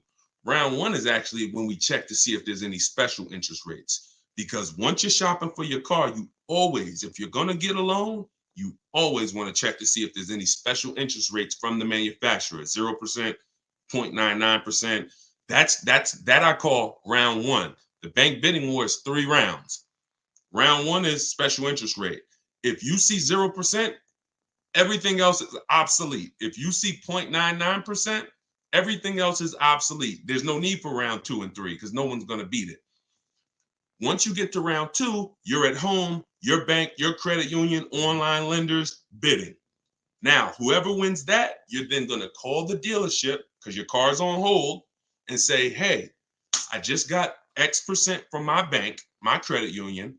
If you guys can beat it, I'll give you the business. They're going to appreciate that. They've already won the bid, worked hard to beat their competition to sell you the car. Now you're giving them a chance to see if they can beat the other banks. And that finance manager is going to call their banks and say, hey, look, I need this interest rate. Can you beat this? I'm trying to beat this. Now you have people fighting for you to win your business. And they might call you and say, listen, I couldn't beat it. You got a good rate. You got a great rate, in which case it gives you peace of mind of knowing, Dad, no bank could beat this rate. That means you got a below mark. You got the lowest rate in the market. Or they might call you and say, hey, good news. You had a great rate, but I beat it. I got such and such to beat it. And now not only does that save you money, they can actually save you time because you don't have to go through your bank. So that's the bank bidding war. Takes literally 45 minutes to do. And the money you're going to save and the control you're going to have is incredible. That's the bank bidding war. That's how we do it. You must do it right. If you don't do it right, then you did it wrong. Go ahead, Dolan. Shoot the next one. All right, come on in, everybody. Tag one person. I'm telling you, you don't want your friends mad at you when they find out you've been on this live and you ain't tell them about me. And they buying a car. They might be buying a car this weekend, struggling, and you sitting up here not telling your friends about it. Go ahead, Dolan. All right, everybody, just keep typing your questions. I got Dolan pulling questions from all 4 platforms. All right, this is TikTok. I have a lease with no equity, high mileage. Should I return or keep? Mrs. Marshall, very rarely is it going to make sense to keep your lease. Because like I always say, y'all, when you're buying your lease, what are you buying? Who knows? When you're buying your lease, if you buy your lease out, what are you buying? What type of car? Who knows? I'm gonna keep look, Justin said greedy with this knowledge, right? Go ahead. All right, so you're buying a used car. That's what you're buying. So when you go from leasing, yes, Mike, great day there. Thanks for tapping in. So when you're buying a used car, it has to be a serious shift in how you're going to approach when you go from having a new car, which is a lease that you're paying a little bit of money for, typically almost hassle free because you're always under warranty and you're driving a brand new car, latest and greatest technology, latest and greatest safety features. To go from that to purchasing a used car, you need to be clear that something has changed. Here's an example. You know what? I just want to buy something, I want to pay it off, and I want to keep it forever. If that's you, then buy the lease. Because if you don't, what you're going to find, if that's not you, what you're going to find is you're going to put this time. Let me tell you a quick story of how I found out buying your lease was horrible. And all of this stuff that I'm teaching is from me being in a dealership, seeing horrible situations, asking questions, and then saying, oh, that's how we got into that situation. So somebody coming to the dealership, they got a 5-year-old car. And I look at them and they're like, hey, I'm looking to trade this. I want to get something new. And I'm like, okay, cool. Got a 5-year-old car. If you're trading this, I'm going to talk to you about leasing because you don't understand leasing. You paid a lot of money. So now I'm thinking like, okay, you had it. How long have you had it? Oh, I bought it brand new. Perfect. All right. So it's probably almost paid off. Wouldn't you think that a car that somebody's had for 5 years, if they got it when it was new, shouldn't it be either paid off or almost paid off? Right? So I asked him, what, you know how much you owe on it? No, I don't really know. I don't know the exact, no problem. So I have the used car manager go out, look at the car. Used car manager might come back and say, okay, I think the car's worth 18. All right, perfect. So now I call the person's bank and I'm like, hey, I'm calling for Mr. Johnson. I'm trying to find out, how much he owes because he's interested in replacing his car. We want to pay it off for him. And they say, oh, okay, yeah, his balance is $18,300. Now that I'm totally shocked. Just like some of you, like, wait, hold on. How could he have had the car 5 years and he still owes 18 grand? And I would ask him, Mr. Johnson, they're saying you still owe 18,000. How is this possible? He's like, oh, well, what happened was I leased the car, and then at the end of the 3-year lease, I bought it, and I took out a loan, which is what most people are going to do, and it's usually a 5 or 6 year loan, usually 6. So you got 3 years to lease it that he's paying, and then you got 6 years, which means a total of 9 years of payments on the same car. Very rarely will this ever make sense. And so what you want to do is start looking and saying, the only way it makes sense for me to purchase this lease is if I'm going to keep this thing a long time, because at the end of the day, I'm probably going to give about 5 or 6, I'm probably going to give about 8 or 9 years of payments on the same car, which is just, would any of you, we got a bunch of smart people on here. We probably got about 400 people between all the platforms. Would any of you buy a car and take out a 9-year loan? Would you volunteer for that? No. Look, I see no's all over. That's what you're doing in most times when you're buying your lease out. Now, if you're going to pay cash for the lease at the end, okay, that's different. I still wouldn't do it. I would still look to shop for an aggressive lease and shop for a new lease. Most people are buying their leases out because they don't know how to find a good deal on the next lease. That's a fixable problem. So, like I said, rule of thumb, if you're going to buy your lease, just say, all right, I'm keeping this car. I love this car so much. You know what? I leased it. I fell in love with this thing. I'm going to keep this thing until the wheels fall off. And that's a reason to buy the lease. All right. Go ahead. Next question, Dolan. We got to go deep sometimes. So if you want to listen, if you want everything I teach in one spot, I put out my new digital book. It's called Car Shopping for People That Hate Car Shopping. Some people say, Deshone, why isn't it a print book? It's because everything that changes in the car market, I have to update.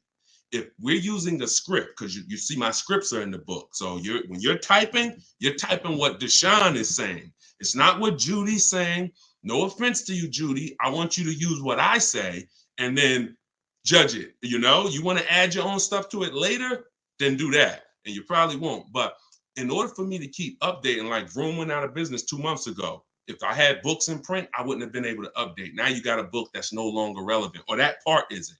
Digital books, I can update it on the fly to make sure whenever you go to use that book, the information in it is totally relevant. All right. And 4-hour launch is 75% off. It's normally $97. If for the next 30 minutes, you can go to my TikTok bio, my Instagram bio, or deshonsbook.com. Or if you're watching on TV, scan the QR code with your phone and grab your 75% off. Okay, go ahead, Dolan. Shoot the next one. All right, let's keep the questions coming in. All right, this is from Instagram. How can I lease without a high down payment? Very simple. Don't believe that you need a high down payment. In fact, don't believe that you need a down payment at all. Here's what you should be doing. Everybody who's going to be shopping for a lease, you should be, once you decide what you want, you should be getting your offers with first month's payment total out of pocket. I don't want you to use the words down payment anymore. I want you to use total out of pocket. When you say total out of pocket, it's hard to mix up. In the car business, when I was in the dealership, what I saw is the term down payment didn't include taxes, fees. Some of you, you may have experienced a time where you told the dealer, I only want to put $2,000 down. Now you get your offer back, or you see the final paperwork. Sometimes, the worst dealers will even let you go into the finance office, and you're thinking, I'm putting $2,000 down. And what happens when you get there? You can just type a mad emoji if you on your mobile phone. They tell you what? Yeah, $2,000 down, but how are you gonna pay the taxes? Right? Yeah, it's $2,000 down, but then you got to pay your first month's payment and your motor vehicle fees, right? We don't want that to ever happen, which means we have to be very intentional with the language we use. Total out of pocket, look, I see you, good time. Total out of pocket means, this is what I said, the total out of pocket. You could also use total due at signing. Those two terms can be used, interchangeably. But you're going to shop your lease offers. You are going to tell them how you're going to customize. The lease is custom. The mileage is custom. I know who was taught they limit you with the lease mileage. Be honest. Just type me if you were taught that they limit you. Like, okay, some people were taught you could only get 10,000 miles a year with a lease. Some people were taught they picked the mileage on the lease. Some people were taught they picked the down payment on the lease. All right, be honest. All right. So we're gonna just, good news, none of that's true. You pick the mileage on a lease. You can get almost any mileage you want. Most manufacturers, we talked about it a couple minutes ago, will go up to 30,000 miles a year on the mileage. So you get the mileage you need, the mileage you're gonna use. And then the down payment, you customize. So if you leave it to them, then they'll customize it for you. But when we go in to get our offers, the way you're getting your offers is first month's payment total out of pocket. And you're going to do that with at least 5 dealers. If you're doing it the manual way I mentioned earlier, you're going to have 5 sales managers work up the offers for you. If you're doing it my way, you're using my 25-to-5 strategy. You're connecting with 25 dealers online, and we are telling them what we want. And we are going to tell them, this is how I want the lease offer presented to me. First month's payment only, and that's it. Look, let's look at Danielle. Danielle, she leased her Audi. Look, you can't see it on TikTok. You will be if you're watching the rebroadcast we put out later, 5:30. If you're watching the rebroadcast, then you'll see Danielle, $550 a month, first payment down. Included maintenance, her Audi was $44,175. Now I know that sounds crazy, but that was an offer that a dealer had to beat that. That wasn't just her. She didn't go into one dealer and they said, yeah, we'll give you this Audi, brand new Audi for $550 a month. She shot multiple offers like we teach. This is in my private Facebook group. I have a couple people that I coach around the country, and we always report our deals. Most of the deals y'all are ever going to see me share will always be with 0 down, first month's payment down. Because here's the thing to remember. If you can find a car and get the deal you want with no money down, or you want to do that. You only want to put money down when you found your deal, but you want to lower the payment a little bit. That's the only time for money down. If it's in your budget with no money down, drive that car off the lot. And that's what a lot of people do, especially with leases. All right, Dolan, shoot the next one in. Let me put the banner back up. All right, keep the questions coming, y'all. We're pulling questions from everywhere. And make sure you are telling your friends, meet us live 12 and 3 Eastern time. They can meet us anywhere they're at on any of these 4 platforms. If you see somebody and they're like, listen, I got to buy a car soon, you say, listen, Deshone is doing this show. This is guy, Deshone the Auto Advisor. He's doing this live show 12 o'clock and 3 o'clock Eastern time, Monday, Tuesday, Thursday, and Friday. All right, tell them to come. Or they can watch the rebroadcast that we put out in the evening. All right, this is YouTube. Will I have to purchase the book again when you make updates? Great question, Serenity. Nope, absolutely not. Listen, y'all. And look, God bless. I'm not talking about any other author. If there's look, because honestly, the reason I did a digital book is to prevent that. Most authors, how many books have we seen? Volume 9, 2028 edition. You get what I'm saying? It's because the book is in print. If the book is in print, the only way that I can update it is to print a new version, which you have to buy. But in the case of digital, y'all, when you open that file, you could open it a year from now. If I change anything in that book, if there's one word change because it's not relevant, if there's one website that we're no longer using, or there's a new website that comes out that we're going to add to our arsenal, it's going to be in there. So that's the beautiful thing about a digital book. One time, and you get it for $70. That's why at $97, it's a phenomenal value. We had tons of people pay $97 who wrote me and said, Deshone, this is the best investment one of the best books I ever bought. But at 75% off, it's just like, wow. And, enjoy, even better. All right, Dolan, shoot the next one in. Can you get a lease without the disposition fee or lease turning fee? That's a great question. So disposition fee, y'all, is a fee to get when you drop off your lease, the dealer doesn't own the car anymore. I know some of you may have been, you may have thought, because I saw people that said, man, I can't afford the car. I just went and dropped it off at the dealer. I took the dealer back their car. It's not the dealer's car anymore. A lot of these things, I get a better deal for paying cash. Where they originate from is from the times where the dealers used to make they used to have in-house loans. In-house loans. Wait, hold on 1 second. There's somebody on TikTok that just said that's the reason I won't lease. Dolan, pull that question in next, because I want to know what they're talking about over here. Okay, because listen, I pull that question in next. But when they originated, dealers used to give loans, dealers used to have the car. So they were the ones calling you, hey, you missed a payment. And so people think that the dealer owns the car. Once the dealer sells you the car nowadays, the bank owns the car. They're the ones coming. So when you drop off your lease, you have to pay a fee if you're leaving that manufacturer to go to another one, because that car has to get back to the bank. So that's just now, if you sell the car, you don't pay the fee. If you sell your lease, if there's equity, or if you could break even, we teach the equity assessment process, then you don't pay the fee. But if you need to drop off your lease, then yes, that's a fee that it's a legitimate cost. All right, pull that question in. What are we talking about? Because I've always been told the mileage. Okay, so are you saying, Latasha, that you because she said that's the reason I won't lease, because I've always been taught the mileage was limited. So are you saying that you've learned that the mileage is not limited, and now you have good information? Or are you saying you're still operating with that information? Because we just went over that over the last 10 minutes. We've talked about how the mileage is not limited. You pick the mileage.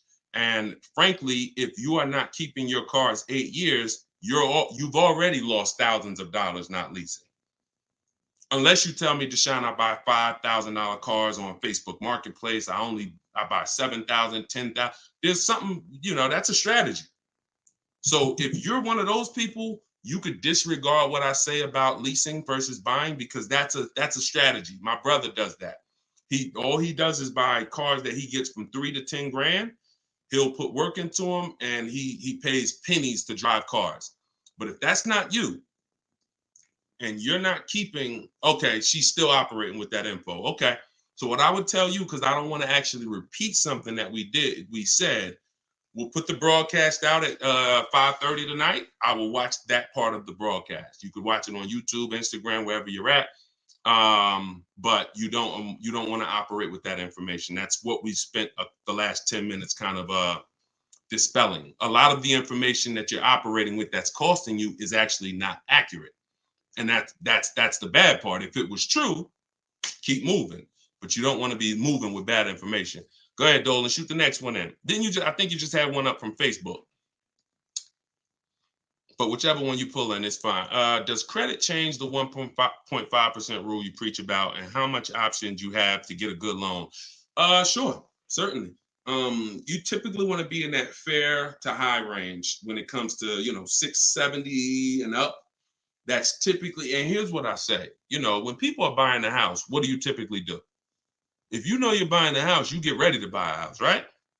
There's people, some of you have bought a house and didn't you tighten up the credit a little bit? Because you had a goal. Now, if you're in an emergency situation, then this is different. You get told, your car gets totaled, car gets stolen. These are emergency situations, totally understand. But if you're thinking about purchasing a car then, and you know that you're in that, low 600 range, or, I would tell you to go to work on your credit. Follow Shonda Martin she's on every platform, Road to 750 plus. One day I hope to get her on here. As we start bringing in complimentary guests, there's a couple people that I have in mind that I want to introduce y'all to that have just incredible information. But you should be learning from her and get your credit up to that point where you could actually get out of that manipulation zone. 670, 680, 690. You're in a safe range to get approved for most tier 1 leases, and you're in a safe range to get approved for loans. But if you're the less control you have over your car loan, the more you can be manipulated. So if you're in that other range, of a lower range, then you probably, I teach people, if you're not, all right, some people don't have the credit to lease right now. That doesn't mean you go purchase a $30,000 car. If you say, Dag, if I had the credit, I would be leasing. The last thing you want to do is go and buy a $20 or $30 or $40,000 car, because what that's going to do is bury you. You're going to pay higher interest. And then when you go to trade out in 2 years, what I teach is you get the least expensive car you could get a loan on. You get a great car, but the least expensive car. You get a sacrifice car. I'm going to set myself up. I'm not going to go buy the big vehicle, because I know in 2 years, I'm going to flip out of this into a brand new lease, and I'm going to have that payment history. So when I go apply for my lease, I get approved. But if you go and get yourself the Dodge Charger with the Hemi engine, or you want the Hellcat Scat Pack, you won't be leasing. And not only will you not be leasing, you'll be buried in that car in 2 years, because the interest you're going to pay on it is going to delay any goals that you have financially. So you either could shine now and lose later, and you're really not shining when you're in a Hellcat with a 19% interest rate or a 22% interest rate. You're not shining. You're very dull. So when we're going to talk about financial literacy, everything I'm saying is not going to be like, it's not going to be like, oh, that's what I want to hear, but it's going to be, yeah, that's what I need to hear. That's the smart move right there. All right. Go ahead, Dolan. Next question. Okay. Appreciate everybody. I see y'all sharing. I appreciate all the sharers. Thank y'all so much. And thank you to everybody who's sending gifts. I see y'all. I appreciate you supporting the broadcast and this mission. I received mail from a dealership that want to buy my car with top dollars. Can you explain what that means? They haven't even seen your car. So it's a marketing message. Who has dealers either emailing it? Look, now this question's from YouTube. All right, we're taking questions from all 4 platforms. So just keep typing, and while we're on, we'll be rotating. Who's got dealers calling them right now, blowing up your phone saying, please bring your car in? If they're just type me if they're calling you, if they're emailing you, or if you even got a letter saying we want to pay top dollar for your car. Look, okay, so lots of you. All right. The reason why they want to do that is because they want to be the first person that makes an offer on your car. They don't want you to see the other offers. So we never look, a dealer is always the last offer for our car, never our first. So what you do, this is called the equity assessment. Many of you who learned from me already, you've been on some broadcasts, you got the book, you've seen my videos.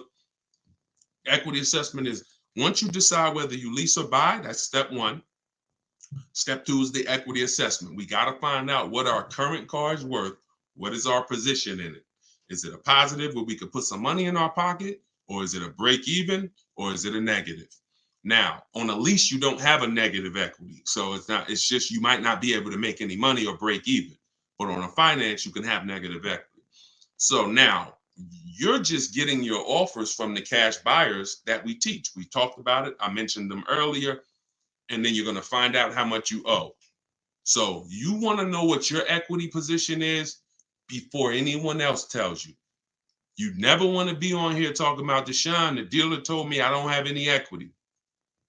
You did that wrong. We find out if we have equity. And the way you do that is by calling your bank and getting your payoff and then getting offers from the online buyers. That'll tell you right there if you have equity or not. All right. You go ahead, Dolan, shoot the next one up. Y'all see, we're in control. There's never anyone. That's the reason why. Look, hold on. Before you put that up, let me show. Look, I want to just show you some of these offers. All right, I want to show you some of these deals because when you look at below market deals, this is Vincent. All right, Vincent got a 3-year-old. Matter of fact, no. Let's go to something where because that's a below market pre-owned car deal. Let's go to. Do I have anything here with equity? I'll put some equity in. All right. When you look at something like this, like Charles got a Hyundai Palisade. This is probably all through the pandemic. This was the car that people overpaid for the most, and they're still overpaying for it. When you look at this, he's leasing this. This is a $48,000 car, $48,595 to be exact. If you're watching on the rebroadcast, you'll be able to see this on TikTok. Everyone else, you can see this. He's paying $597 a month for a almost $50,000 car. Now, every $5,000, just so we can be clear on how much this car would have cost had he purchased it, because only a few people on here understand the magnitude of the money that comes out of your house when you purchase versus the magnitude of the money that stays in your bank account when you get a great lease deal. Had he purchased this car, every $5,000 is how much per month? Thank you, Coconut. I see you. He came in real quick. Every $5,000 is $100 a month. So this Palisade, you have many people out here driving Palisades. They didn't put much money down, and they're paying They're paying $900 to $1,100 a month. If they put a lot of money down, like 15 grand, maybe they're paying like 7 something, throwing ridiculous money at these cars. He's paying $597. So not only does the deal need to be on the right foundation, he would have never gotten anywhere near this. That's why I say if you were supposed to lease and you purchased, there's no way to get a great deal. Y'all see now what I mean when I say that? Look at Danielle. You saw Danielle earlier. Look at Kimberly with her Maserati. She's driving an $86,000 Maserati, and she's paying $968 a month. 36 months. An $86,000 Maserati. They sold it to her. First of all, she saved 20 grand. Getting multiple offers, she saved 20 grand. And her lease payment is $968 a month. Had she purchased that car, $66,000 was the selling price. That would be, what's that, 15 grand? That would be $1,300 a month, y'all. That would be $1,300 a month. So when you don't lease, when you should have leased, there's no way to get a great deal. So you got to put your deal on the right foundation. And then once your deal's on the right foundation, you're shopping multiple offers because you need to get the best offer in the market. You need to get the below market deal. All right. And this is all in my book. If y'all want to make sure you have everything step by step. Deshone, I love the video. I don't even want to come back to a live anymore. I just want all the information in one spot for me. That's car shopping for people that hate car shopping. My new digital book, you can get it for 75% off for the next 30 minutes. Go to my TikTok bio. As long as that timer hasn't hit 0 yet, you can get it. You won't pay the $97 price. And you can go to my Instagram bio, or you can go to deshonesbook.com, or you can scan the QR code. Either way, any one of those 4 ways, get you 75% off and use it. And make sure you DM me and write me with your deals. I want to see your deals. I want to hear your success stories. All right, go ahead, Dolan. Shoot the next question up. We still got questions coming from every platform. This one's from Instagram. I bought a Lincoln, a 23 Lincoln Nautilus. I want to trade it in as I do not like it. I put $20,000 down. Can you trade it in, or will I lose too much? All right. Y'all heard this question. Now, the thing about it is, you're not going to have a lot of negative equity depending on how much you paid for the car. Now, I don't want to assume that because I don't know how good of a deal you got.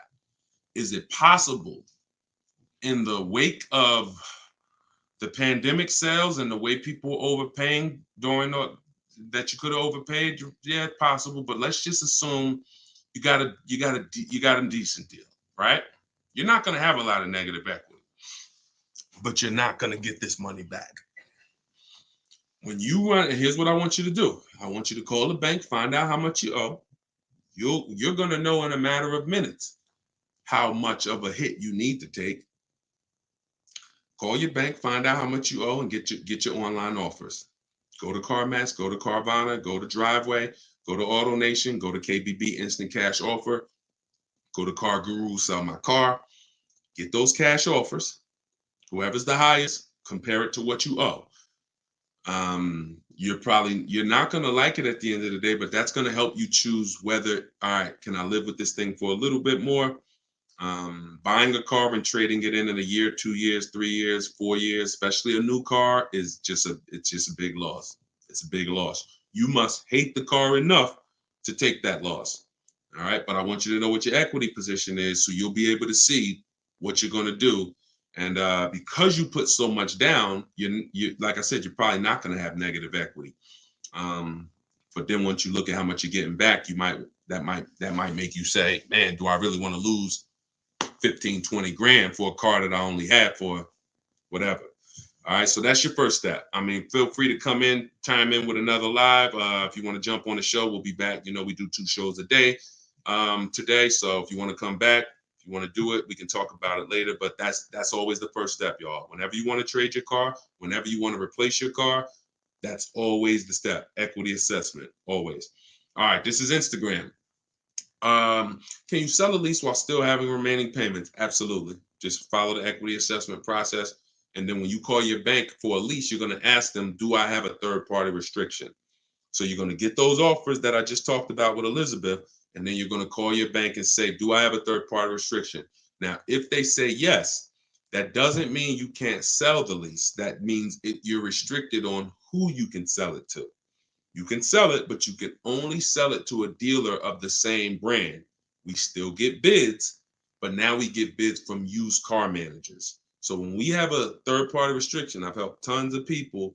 David is probably the first person I can remember when I started my video library, because everything I do in the book, I have in the video library as well, and I have a coaching program. When I first started that, David was the first person. He had a BMW, and he came in, and this is when people were buying their leases and reselling them, because they were like, wow, Carvana wants to pay this, but I'm gonna buy it and then resell it to them. Problem with buying it and reselling, you got to pay taxes, which is thousands of dollars, comes out of your profit, and then you got to pay fees, and the applicable fees to purchase it comes out of your profit.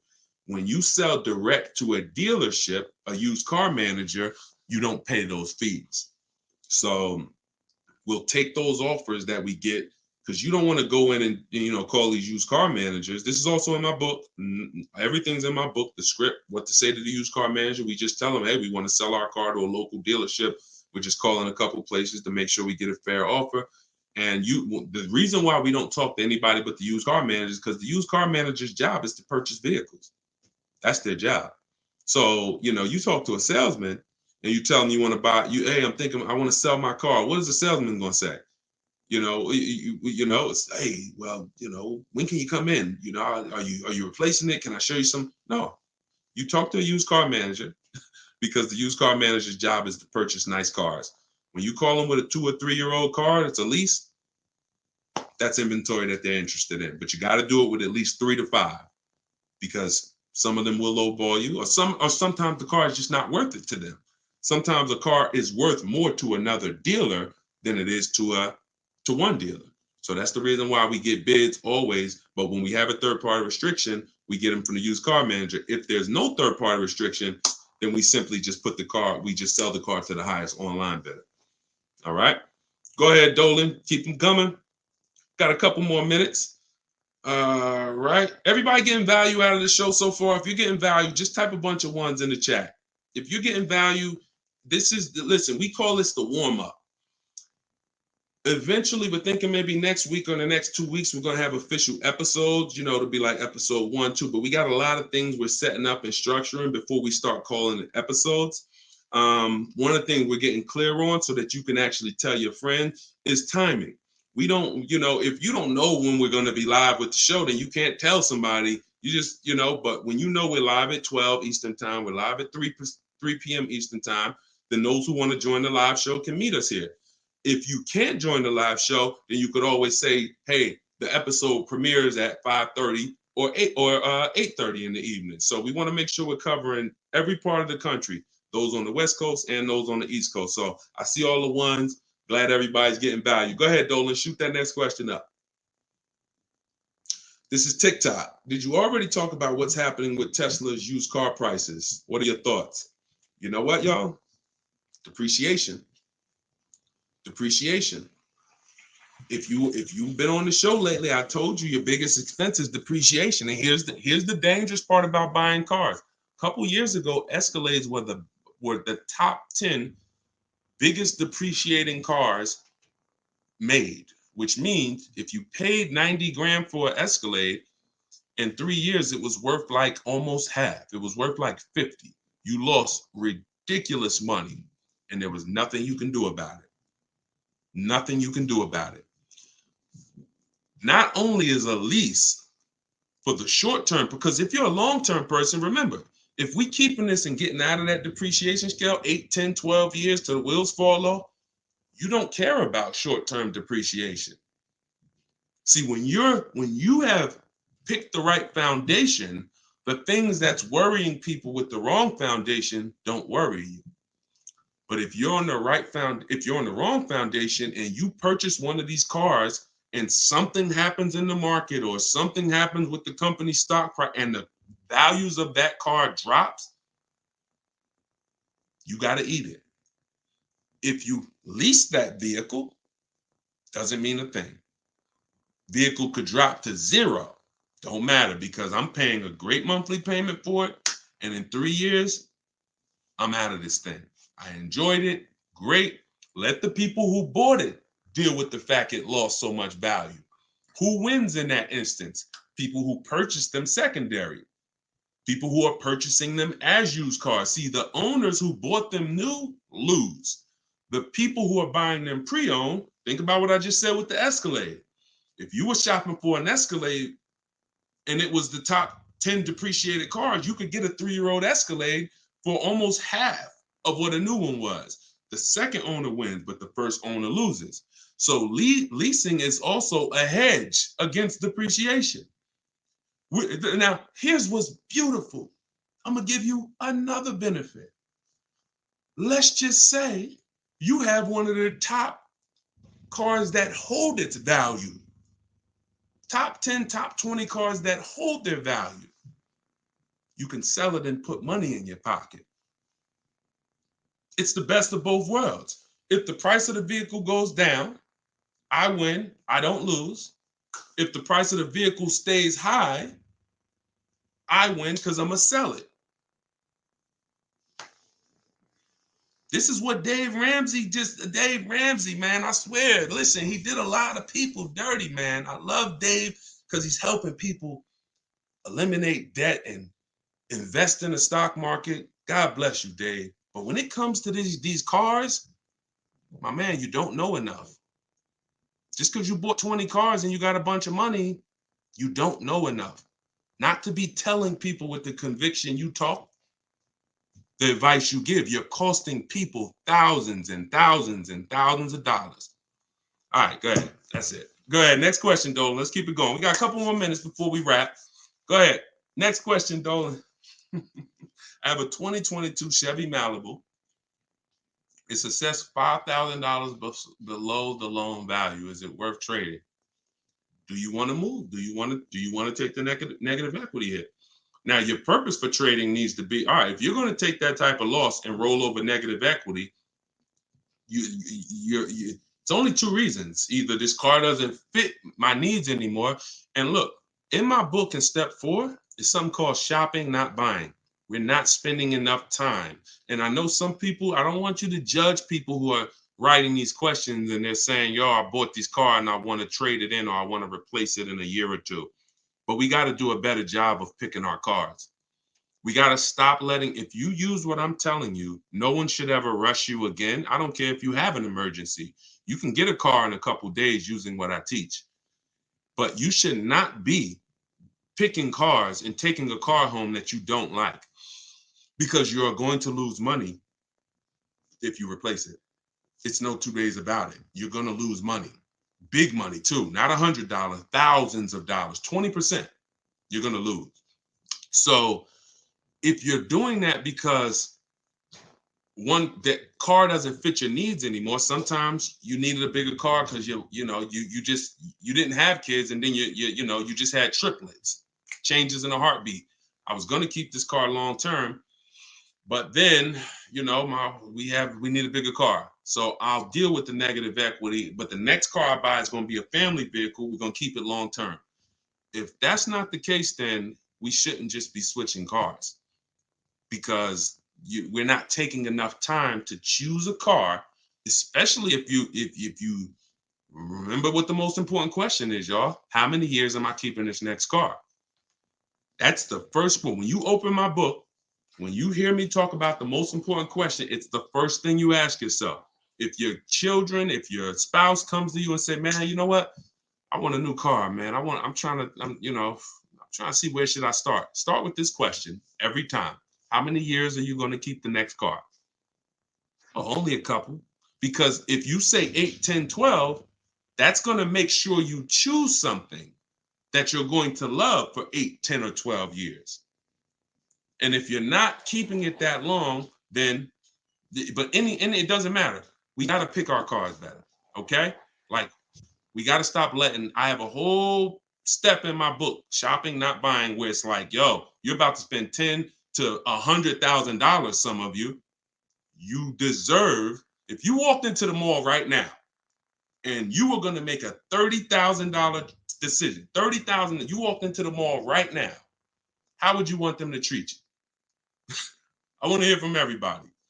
See, you don't realize you've been doing the same thing. You walk into a dealership, you're making a $30,000 decision. You're making a $30,000 transaction, $50,000 decision. How would you want them treated? Any business, if you walked in anywhere and you were about to make a decision that was a $50,000 decision, some people like Deshone, man, if it was $5,000, I want to be treated like royalty.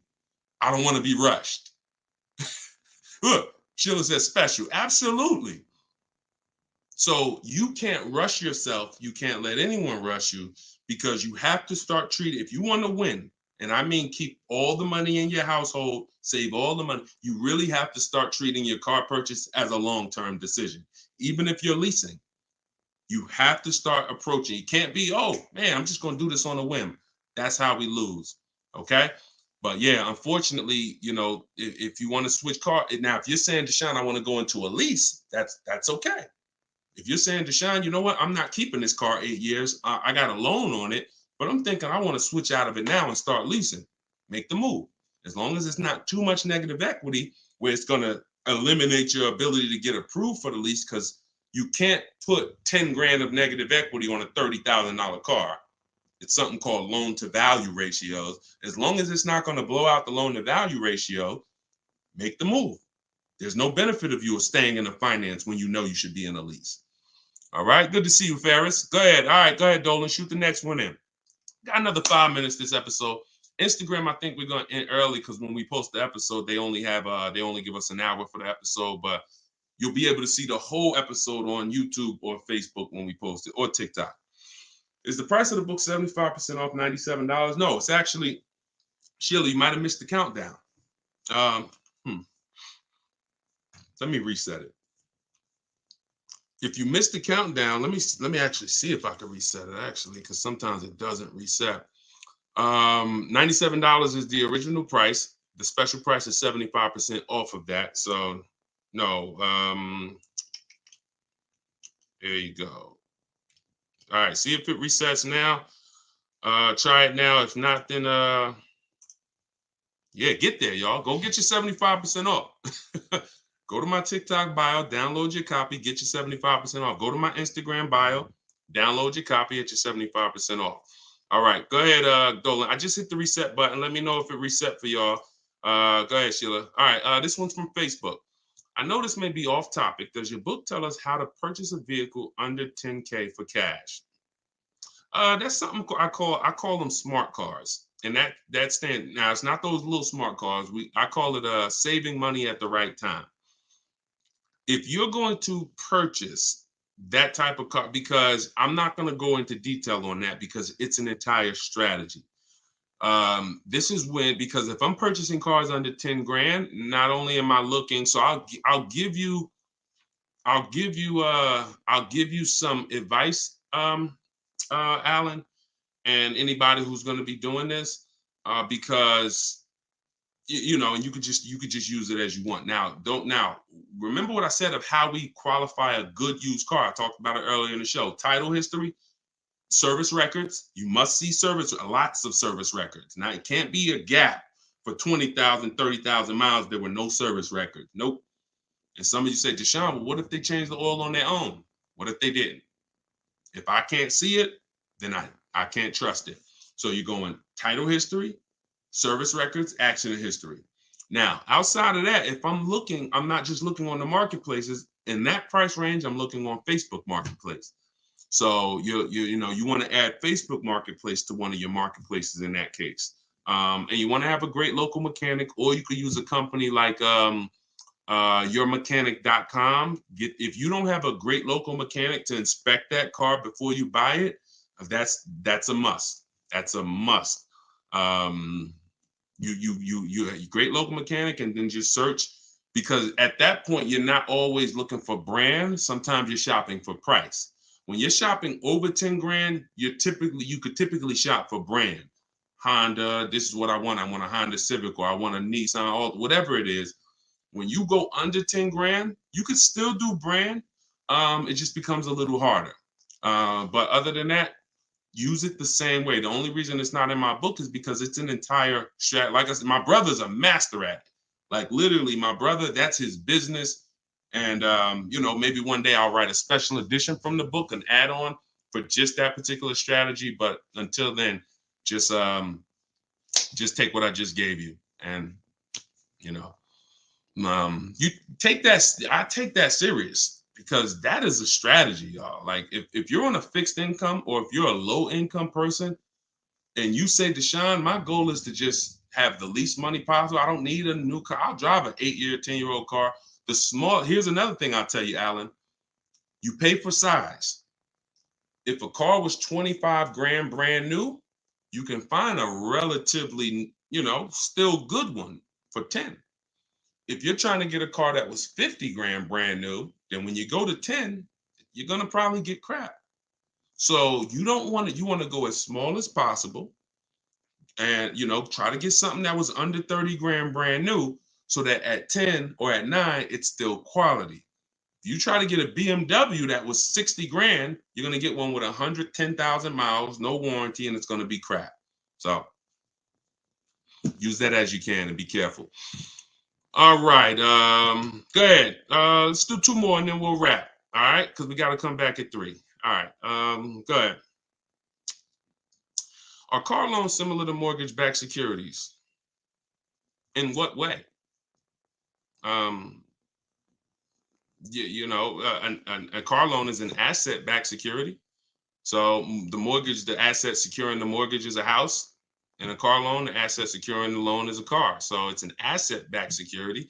They resell those loans on the secondary market, but I'm not sure why you're asking the question. If there's something more in detail that you want to talk about, then I'll answer it. Go ahead, shoot one more up, and then we'll wrap. This is great. It's not showing 7. All right, put it, Sheila. All right. I don't know. Listen, I don't know. She's like, it's not showing. There's a count. The minute you visit that page, everybody saw the timer, right?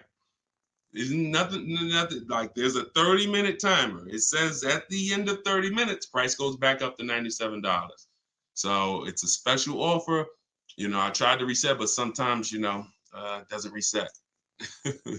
So, you know, maybe meet me on the next broadcast. I'll see if I can reset it, Sheila. At $97, it's worth every penny. It's actually worth thousands of dollars. So you can't put a product out that's worth what you're paying. If it can't be worth $97 and you're charging $97. No, it has to be worth thousands of dollars. And every one of you that write me, check out these reviews. Look, this is Goodreads. We're already at a 4.94 on Goodreads.com. We're already like 5 stars. 2 people look, this one girl gave me a 4-star review. God bless her. Because she's like, you know, I would have liked to talk to the author to ask him some questions. Listen, I got books on my shelf. I can't talk to any of these authors. You know, if it's a great book, it's a great book. But anyway, go ahead. It's all good. It's so we're very highly rated, and you know, it's gonna be worked out. I want this to be one of the most valuable books you ever have. Like out of all the books you have, this one right here should be in the top 1 or 2 of the ones that save you the most money in your lifetime. All right, so go up to my TikTok bio, grab your copy. As long as that timer is not 0, you got 75% off, or you can go to my Instagram bio, or you can go to deshonsbook.com, or you can scan the QR code. Go ahead, Dolan, shoot that one in. I see you, Alan. Thank you, brother. All right. All right. What about rebates to eat the negative equity? Great question, Joe. Great question. Only bad thing is rebates. All right. So this is a wonderful question right here. All right. So you take something like Jeep. Historically, Jeep Grand Cherokees have had $2,000, $3,000, $4,000 rebates. They don't always run them. And rebates, y'all, are on new cars, not used cars. What he's talking about is if you have negative equity, remember I was talking a few questions ago, gentleman asked about getting out of his car. And I said, well, you can't put 10 grand of negative equity on a $35,000 or $30,000 car, the loan to value. But there are some cars that are better to move to with negative equity, because if you can get $7,000 off the price of the car because you have rebates, then you could bring all the negative equity over, you know, that you have. Now, the bad thing about this, one day I hope to really have a database where we know what rebates are. When we have thousands and thousands of people shopping at once, now we have hundreds. But when we have thousands like shopping at once and reporting the data to us, we can actually keep a record of, you know, hey, Jeep has $3,000 rebates. This company has $4,000. Hey, the electric rebate is $7,500. So if you were going to transfer negative equity over, like take Greg, look at Greg's deal. So Greg got a 1.5, he got a under 1% lease on this Kia EV6. It's an electric vehicle, Win. It's the Win edition. He saved not just the $7,500 for the electric car rebate, but because of the bid. See, the rebate is not a dealer discount. We don't just get excited to see some people go in and the dealer, oh, I'm taking off the rebate. No, outside of the rebate, the dealer is going to, whoever wins the bid gives us the biggest discount. So if a dealer who wins the bid gives us a $2,500 discount, and then we get a $7,500 rebate, we save $10,000 off the price of the car. So if you were going to bring your negative equity over of $7,000 or $10,000, there you go. So if you can find a vehicle that it has a higher likelihood of having rebates, Jeep Grand Cherokee is a good one to try. Again, hopefully one day we'll have a database, but yes, much easier when you shop your bids for you to get out of your car and go into negative equity with a car with big rebates. Yep, great question, Joe. Glad you asked that. All right, y'all. It was a pleasure. I see you, Mr. King. Just got the book for the discounted price. Enjoy it. Use it. Please, everybody, Write me with your once you have my book. Listen, and when you purchase the book, y'all, you get the support email from my support team. Please don't DM me for any issues when it comes to tech, because what we typically see is sometimes people will, you're trying to type fast. You see the timer going down. You'll see you'll switch one letter up by accident, and then that email doesn't come. Now, if that happens, what I want you to do is take that support email and then email my support team, and they'll get you the link. But anyway, we deliver lots and lots of these books. So as long as you type your email in right, check your email in a matter of minutes, dig right in, and please email me your success stories. Email me your deals. I don't want y'all just writing me, showing me pictures of cars like everybody else. People will make videos saying, hey, look at the price of this car. Look at this car I just got. I want y'all emailing me with numbers. Deshone, look at how much money I just saved. Deshone, look at the discount. Look at how much I just paid for this used car below market. That's what I want. Y'all can send me those all day. We'll post them to the show. I love hearing y'all success stories. So that's the show. I'll catch y'all on the next segment. If you're available, catch us on the next segment. We will broadcast it out at 5:30 and 8:30. But if you're available to meet us live Monday, Tuesday, Thursday, Friday, we're here 12 p.m. Eastern time. We're here 3 p.m. Eastern time. We're on all 4 platforms. Tell your friends about us. Let's keep saving this money. And thank you to everybody that got the book. Thank you to everybody that shared the broadcast. We can't do this without y'all. All right. I'll see y'all in the next show.